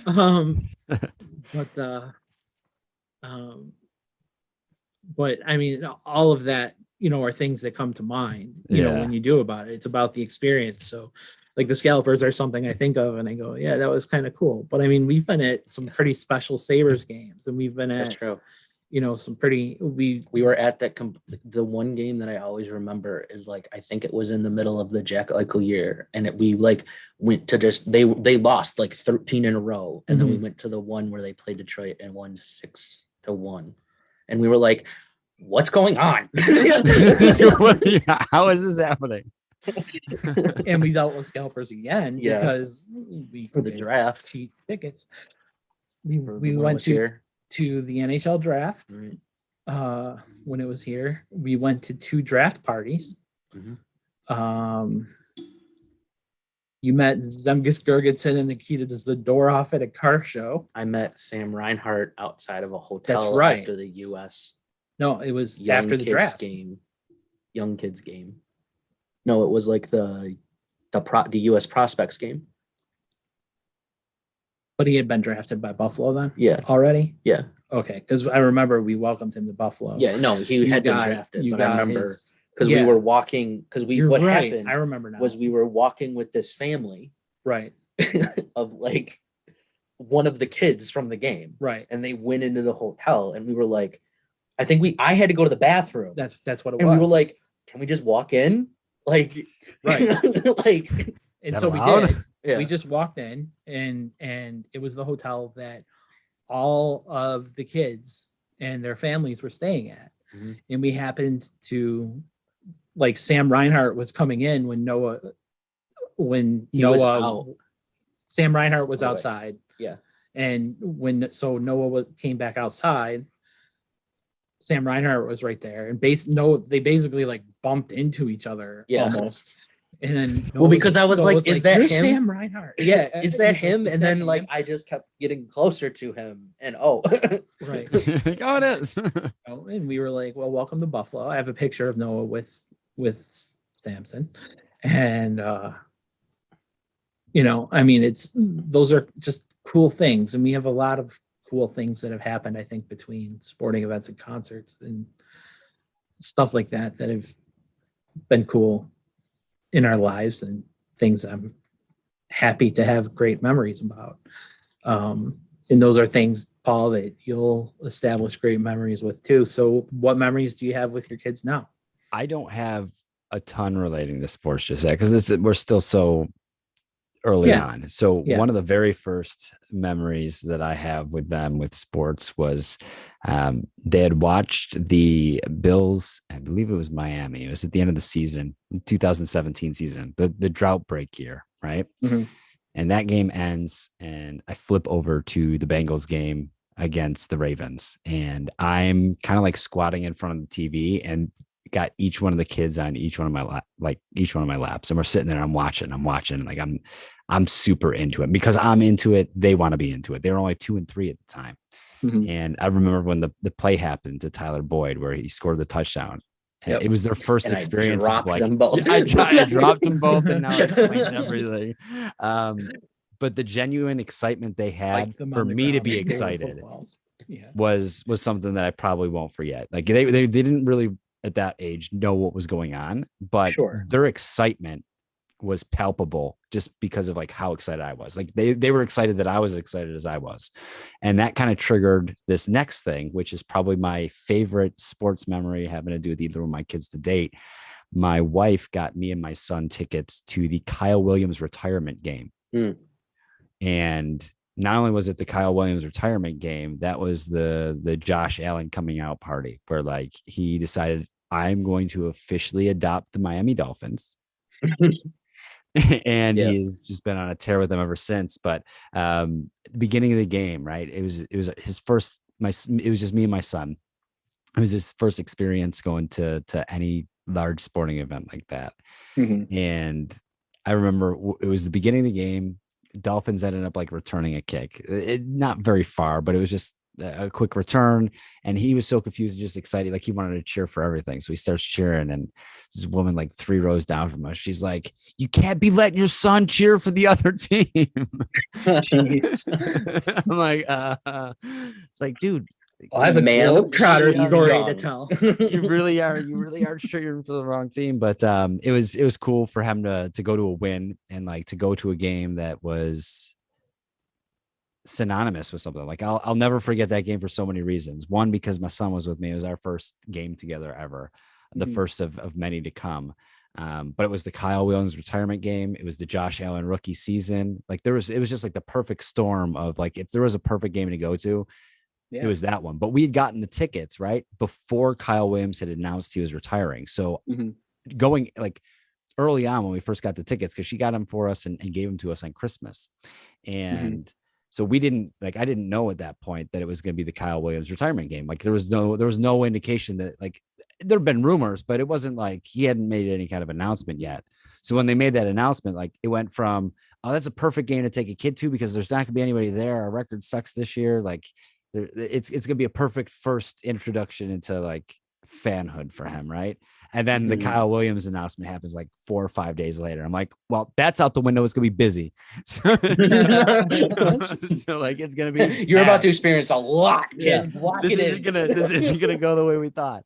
But he got like the whole experience of like we had hot cocoa. He ate whatever the heck he wanted, and I really believe that that's what started his football fandom. Like he loves football now. He's playing football now.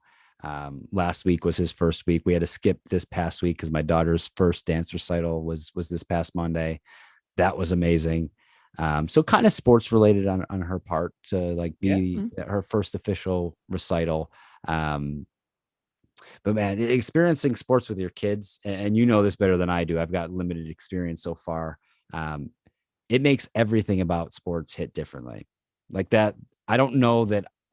Well, breaking the drought was going to have an effect on me regardless. Like I was going to be emotional for the end of the drought just because of how young I was when it started compared to my age now. Like I wasn't an adult yet when it started, and now I'm pushing 40 when it ended. So Right. like they're, but having them there with me made it even that much sweeter because man, like I'll never forget that day or the day that we went to the game, like ever. Like I'll never forget those days. And Mhm. I probably it was just incredible. Like I don't know how else to You're describe it. speechless, and Yeah, I that's really am. perfect. That's different for me because that doesn't happen.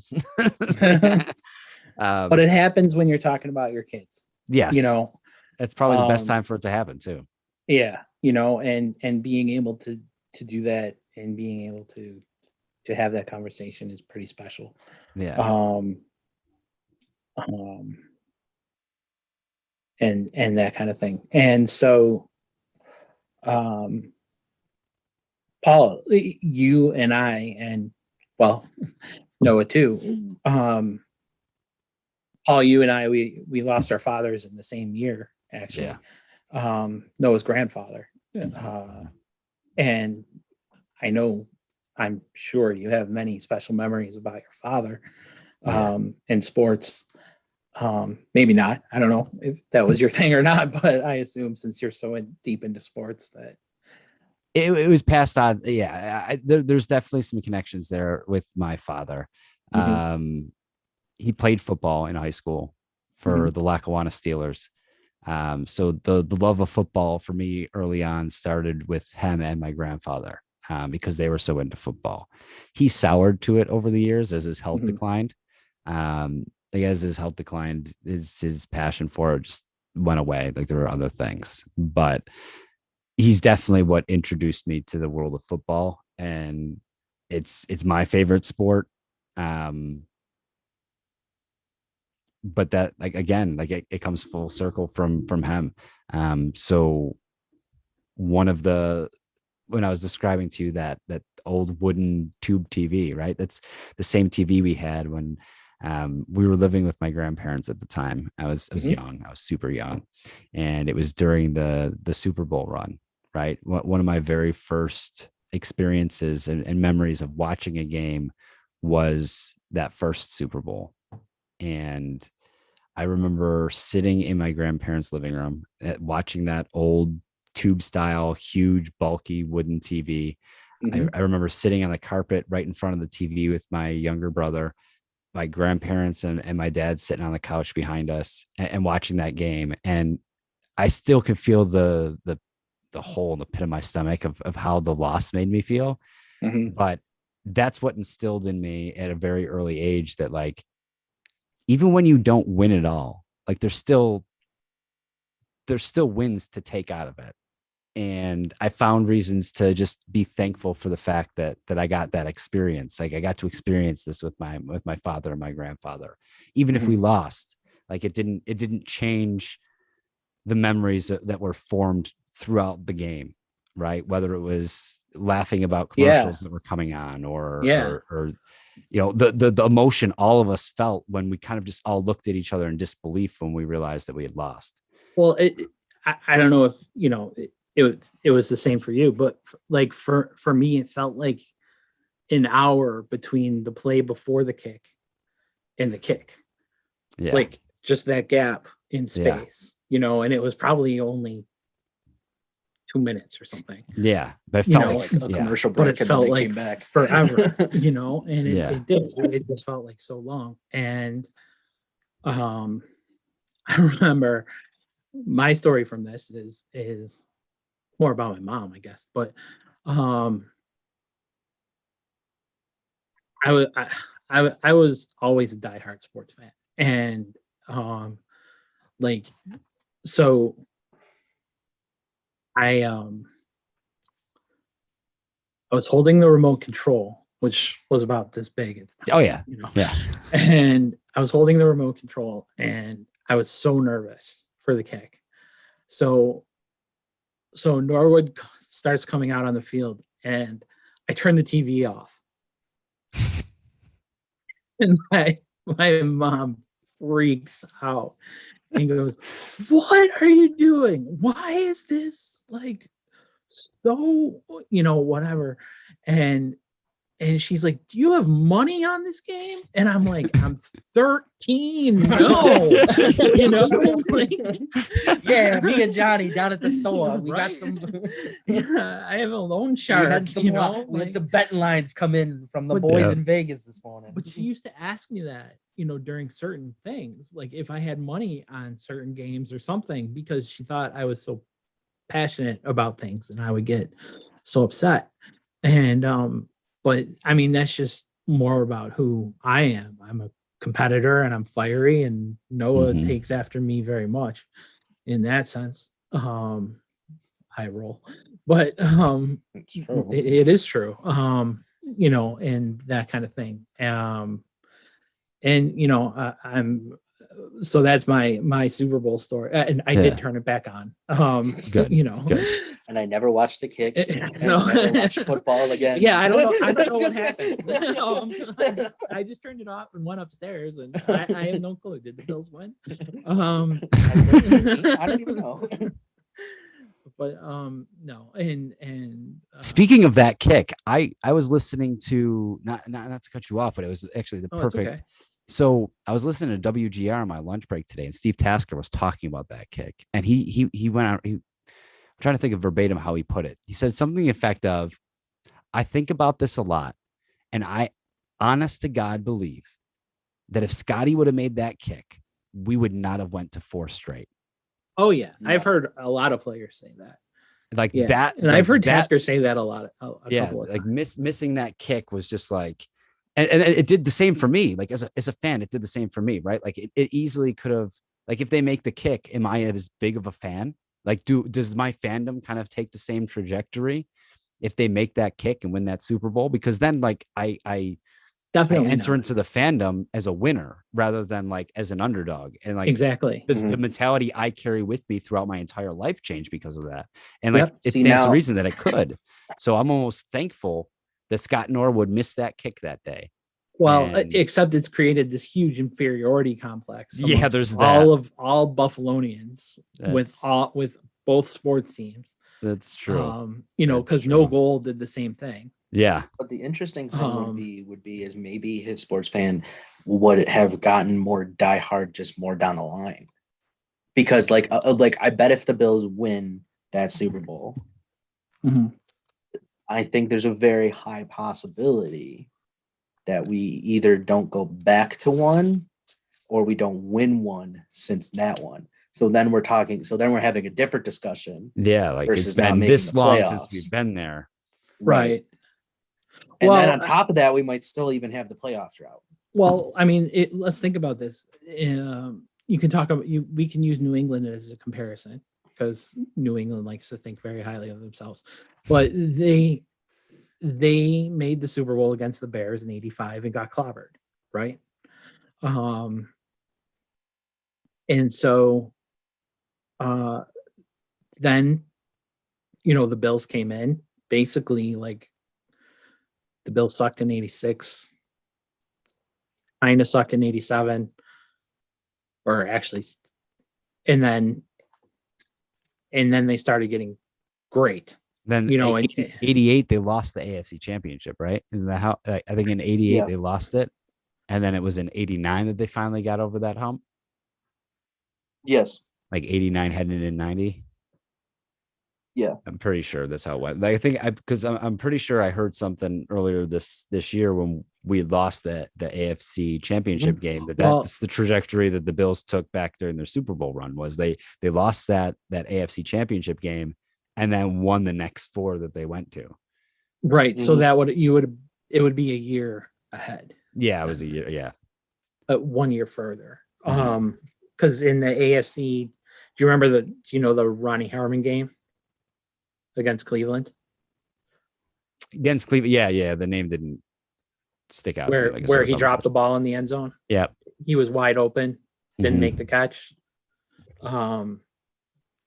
And they would have gone to the AFC Championship game for that. And then the next season they went to the AFC Championship game and lost, and then they won. Yeah, the rest is history. Yeah. Right. Well, and see honestly, they're the pinnacle moment probably for all of those teams, and I'm sure the players would feel differently, would be beating the Raiders 51-3. Yeah, that clobbering. Yep. And because that was unexpected. And people in the NFL, in sportsland, whatever, were not ready for the Bills to do that. And so the Bills were just kind of they always have been a laughing stock, right? But they were a laughing stock up to that point, except for, the couple of 2 or 3 years leading up to that. And then just to destroy the Raiders like that was when we as fans were like, they're good. Yeah. Like this isn't fluky. Like Right. we're not like a cute story. Like, we're Right. good. We're good. Good. Yeah. Right. And and that kind of thing. And so when they did that, that was definitely one of the things. I'll tell you, do you have a memory with your dad? Like anything sports related with your dad, or Mhm. a memory you want So, to share? As I started getting more and more into football through the years, and it was just after the fourth Super Bowl loss, right?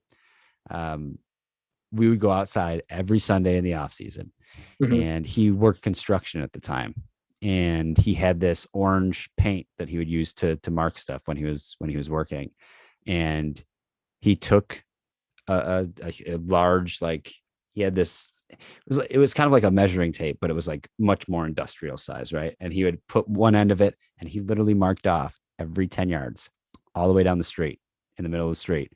And Nice. he would all-time quarterback for me and my brother, and me and my little brother would play against each other one-on-one with him as all-time quarterback in, like, and we were running 100 yards. Like it was like it was Mhm. legitimately 100 yards. And it's every 10 yards there'd be orange spray paint. That's something I'll never forget. Like during the off seasons, doing that, we did that for a few years, where you would just, and the rain would wash it away. It wasn't like permanent paint where like the rain would just wash it away. And then the next weekend would come, and that Sunday, me and my brother would be done with all of our homework for school the next week, from the week prior. And Dad, let's go. It's 3:00 in the afternoon. Let's go. Like, you got to paint the road. Like, Yeah. we need our field. We need and we need our quarterback. Yeah. That was probably one of my favorite sports memories that didn't have to do with like the Bills specifically, or like watching a game, or participating or anything, but like just them days out in the middle of the street where it was like game on, game off, here comes a car. He would pretend to clock us and tell us that he'd never seen a 40 time faster. And like, I'm sure I was probably running like a 9.42 40. Right. Like, I'm sure it was absolute trash, and like Kyle Williams would run faster than me. But that was probably one of my favorite memories to do with my dad when it came to sports, was those Sundays where we would. And then my stepfather, who passed away of cirrhosis of the liver about 20 years ago, he passed away before my dad did. His big thing with us was to play basketball. So for my father, my biggest sports memories were playing football out in the street and him marking off with spray paint of like the 10 yards all the way down to 100. And then with my stepfather, same thing, but it was just playing basketball outside. And when his dementia got really bad at the end, he still wanted to play. One of the things that he would still remember when we would kind of test him, like, what day is Christmas, to try to keep his brain sharp. He had forgotten everything else. He forgot my mom's birthday. He had forgotten my little brother's birthday. He couldn't remember what Christmas was. New Year's even escaped him. He couldn't figure out what the date was for New Year's, and it would get so frustrating for him. And my mom turned to him that day and she's like, "Do you know when Paul's birthday is?" He sat there for a second and he looked at me and it's like, August 14th. Nailed it. It was one of the last things to go with his memory.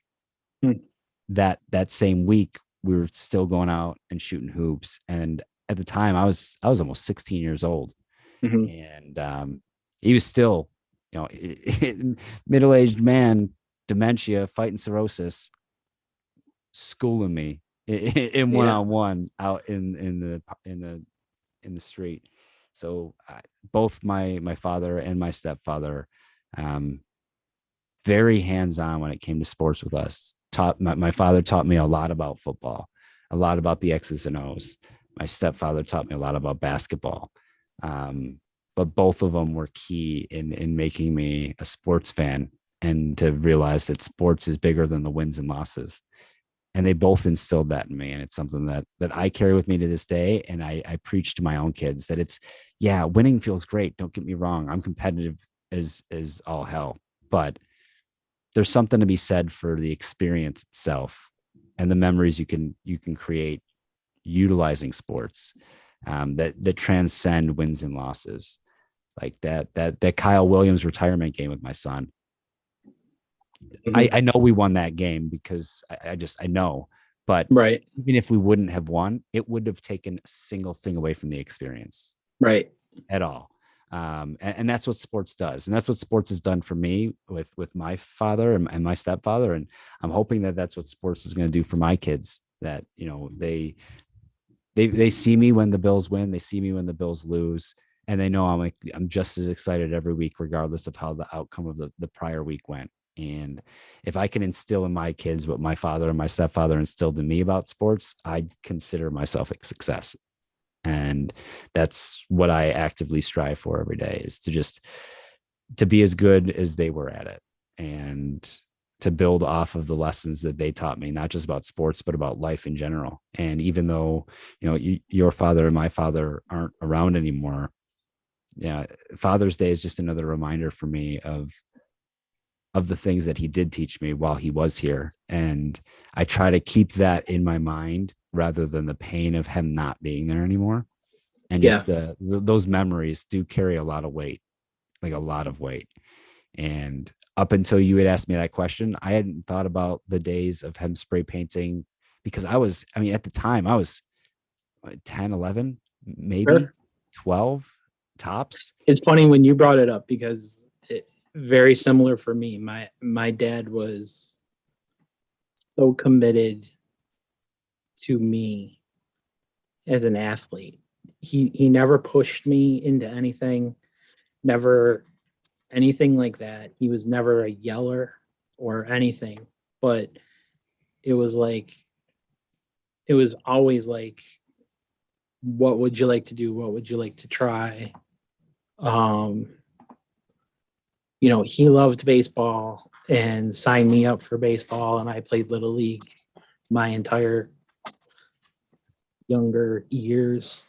Um, he was a school administrator, and so he got to every game that he could. I don't remember him just not showing up because he couldn't. It was like, oh, there's a board meeting that night that he had to go to, or that kind of thing. But there was never just, oh, dad didn't show up today, you know, that kind of thing. And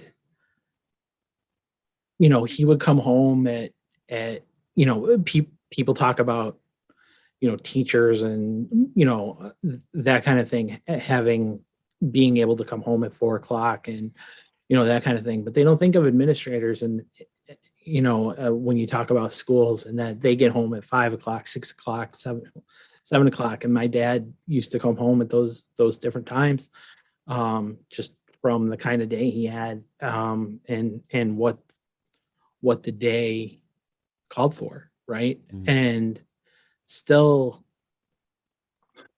most of the time, it would be, I would be the pesky kid going, do you want to go play catch? Whether it was football or whether it was baseball, or we would play basketball too. I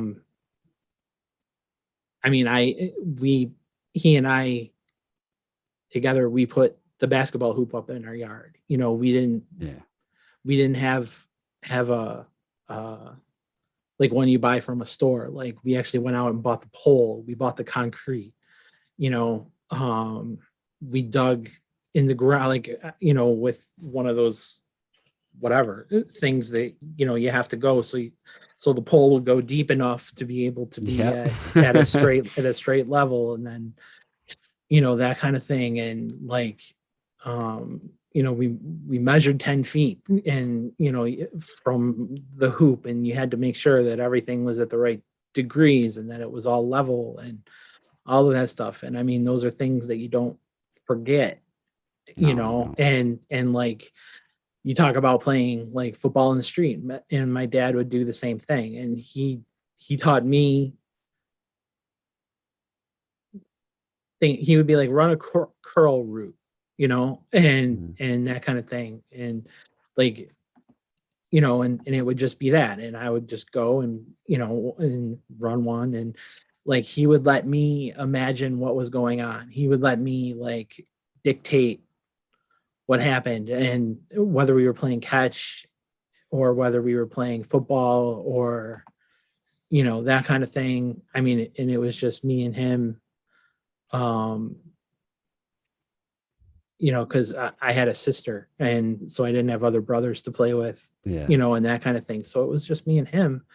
And he would let me say, okay, it's 17-7, Bills are winning, they're playing the Steelers, and whoever, or they're playing the Dolphins, and okay, now you're Marino, and I'm who Irving Fryer, and what, that kind of thing. And Yeah. and he'd be like, okay, then run an out route and that kind of thing. And like, he would do kickoffs and let me run past him, or deke him out or whatever.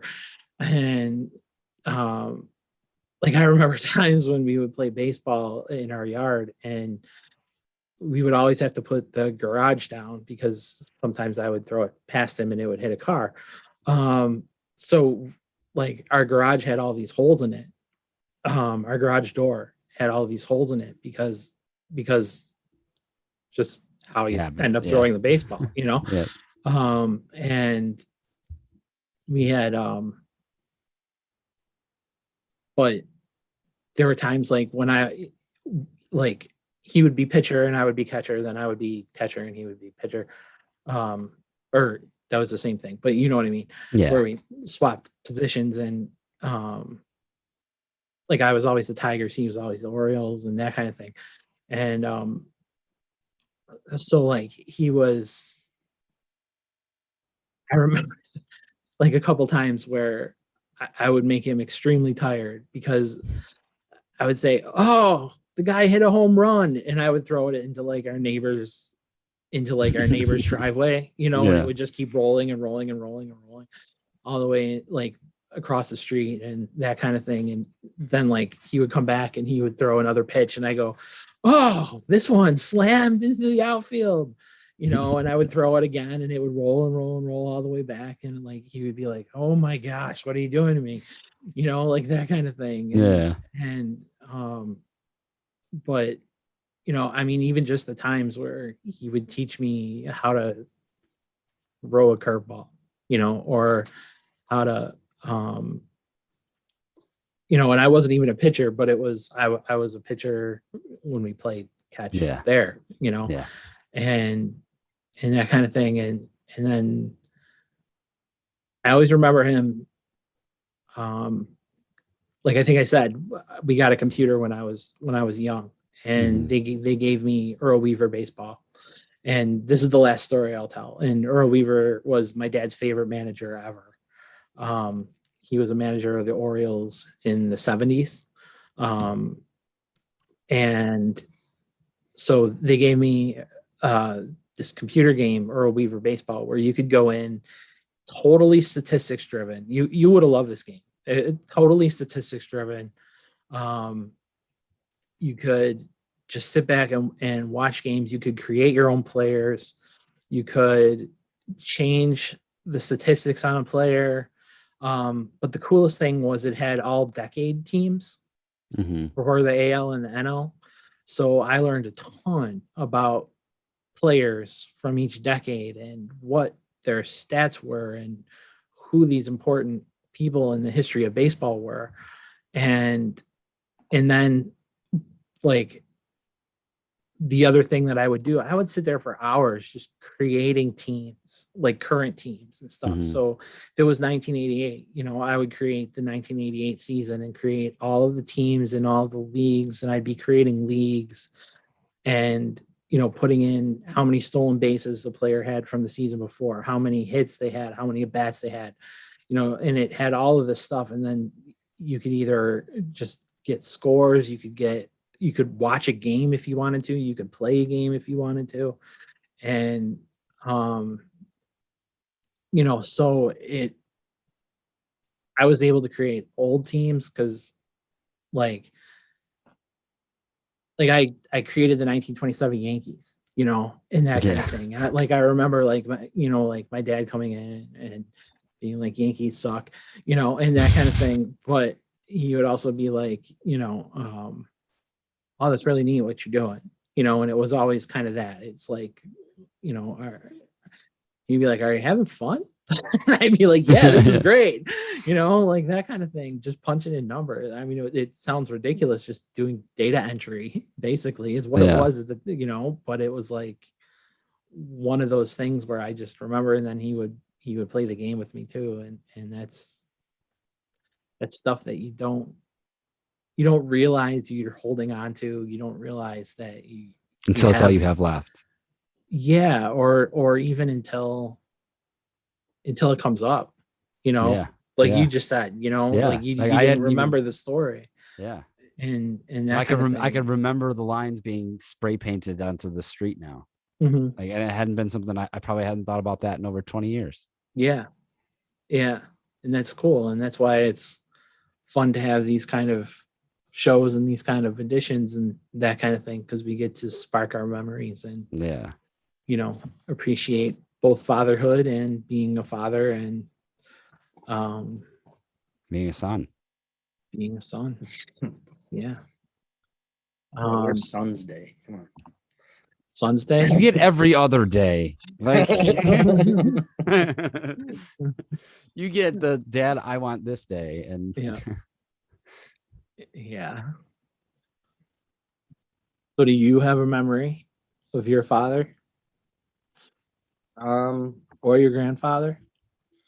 I mean, you touched on the memories of us. I mean, I have the same ones. I mean, the only ones I'll add is like the Raiders game where we were standing next to that lady who like taught me how to like bang on the metal things correctly. And you're just sitting there just laughing. And then the Carolina game where EJ Manuel led them to the comeback. And I flipped off a Carolina fan as she was leaving. And she said something to me. And I was like, oh, she said something to me. And you went, well, what did you do?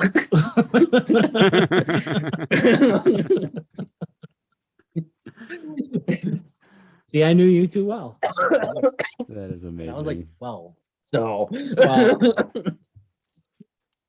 Anything, yeah, anything else?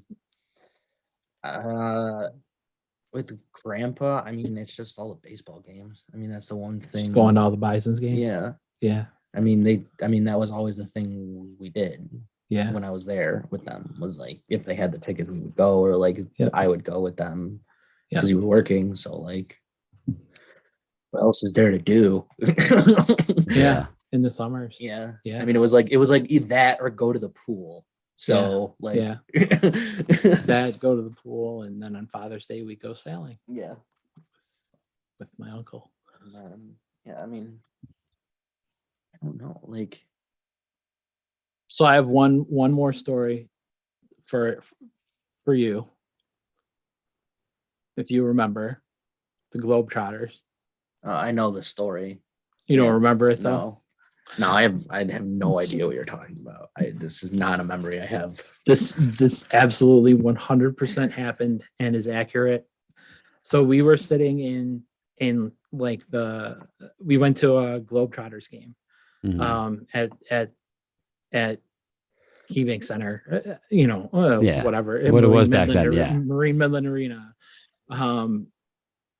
and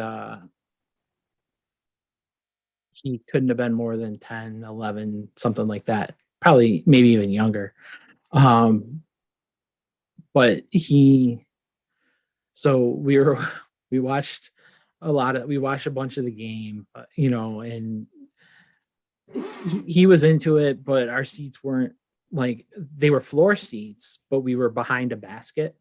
So you could only get like a certain perspective of the game, because you couldn't see them going back and forth as much as you could just see them coming down to our side, and Yeah. that kind of thing, and scoring, and then that kind that. And so the mascot comes over for the Globetrotters, and he starts like giving kids hugs and touching kids, like I know it sounds wrong, right? But like, you know what I mean, like doing mascot-y things and that kind of stuff. And Noah kept trying to get his attention. And so Noah was like, he would wave, he would jump up and down, never got his attention. So Noah stood on the seat and was still trying to get his attention. And then the mascot starts to walk away. And Noah, totally straight faced. He wasn't even mad. Like his face wasn't even like red, like it gets when he's angry or anything like that. It was just totally straight face. He just stares at the Globetrotter mascot, and he goes,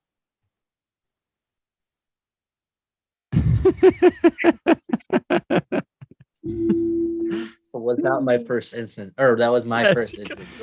Clearly, there's a pattern of behavior here. yes, Yes, there is a pattern of me flipping off people at sporting events. yes. But it was one of the greatest things I had ever seen in my life at the time. and the mascot turns around, and Noah's standing there giving. He held his hand there, and everyone around us is just either cracking up or being like, "What kind of father are you?" Yeah. and that kind of thing. And the mascot turns around and like just turns around, looks at Noah, and like shrugs. He didn't even like wave or anything. He just like shrugged and then turned around, and I was like, "Noah, get down now." You broke the mascot. It's No. time. I did. I broke the fourth wall. Yeah, you broke the fourth wall. The mascot's like, I don't get paid enough for this shit. Yeah. Oh, that's incredible.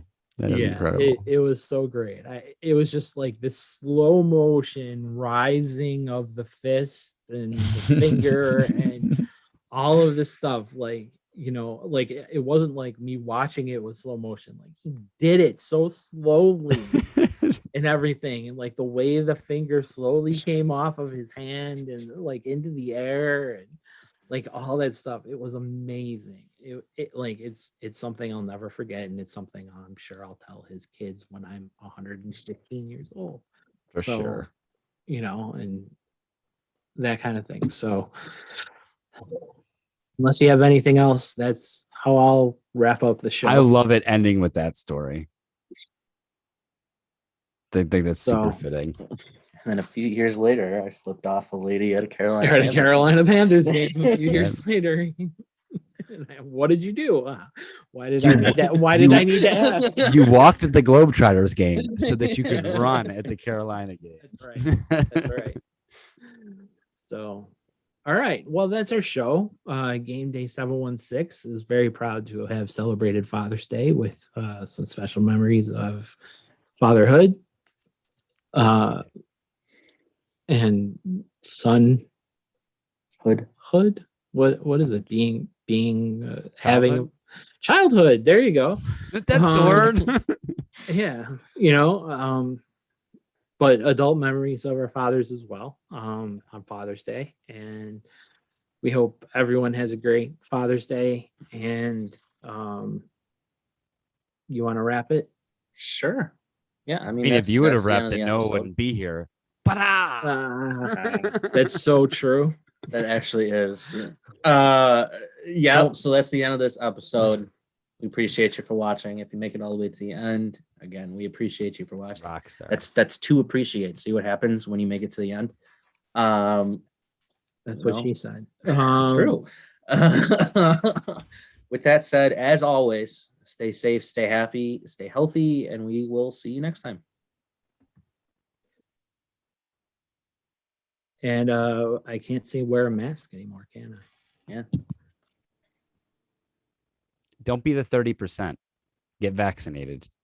There you go. Oh, you said the word.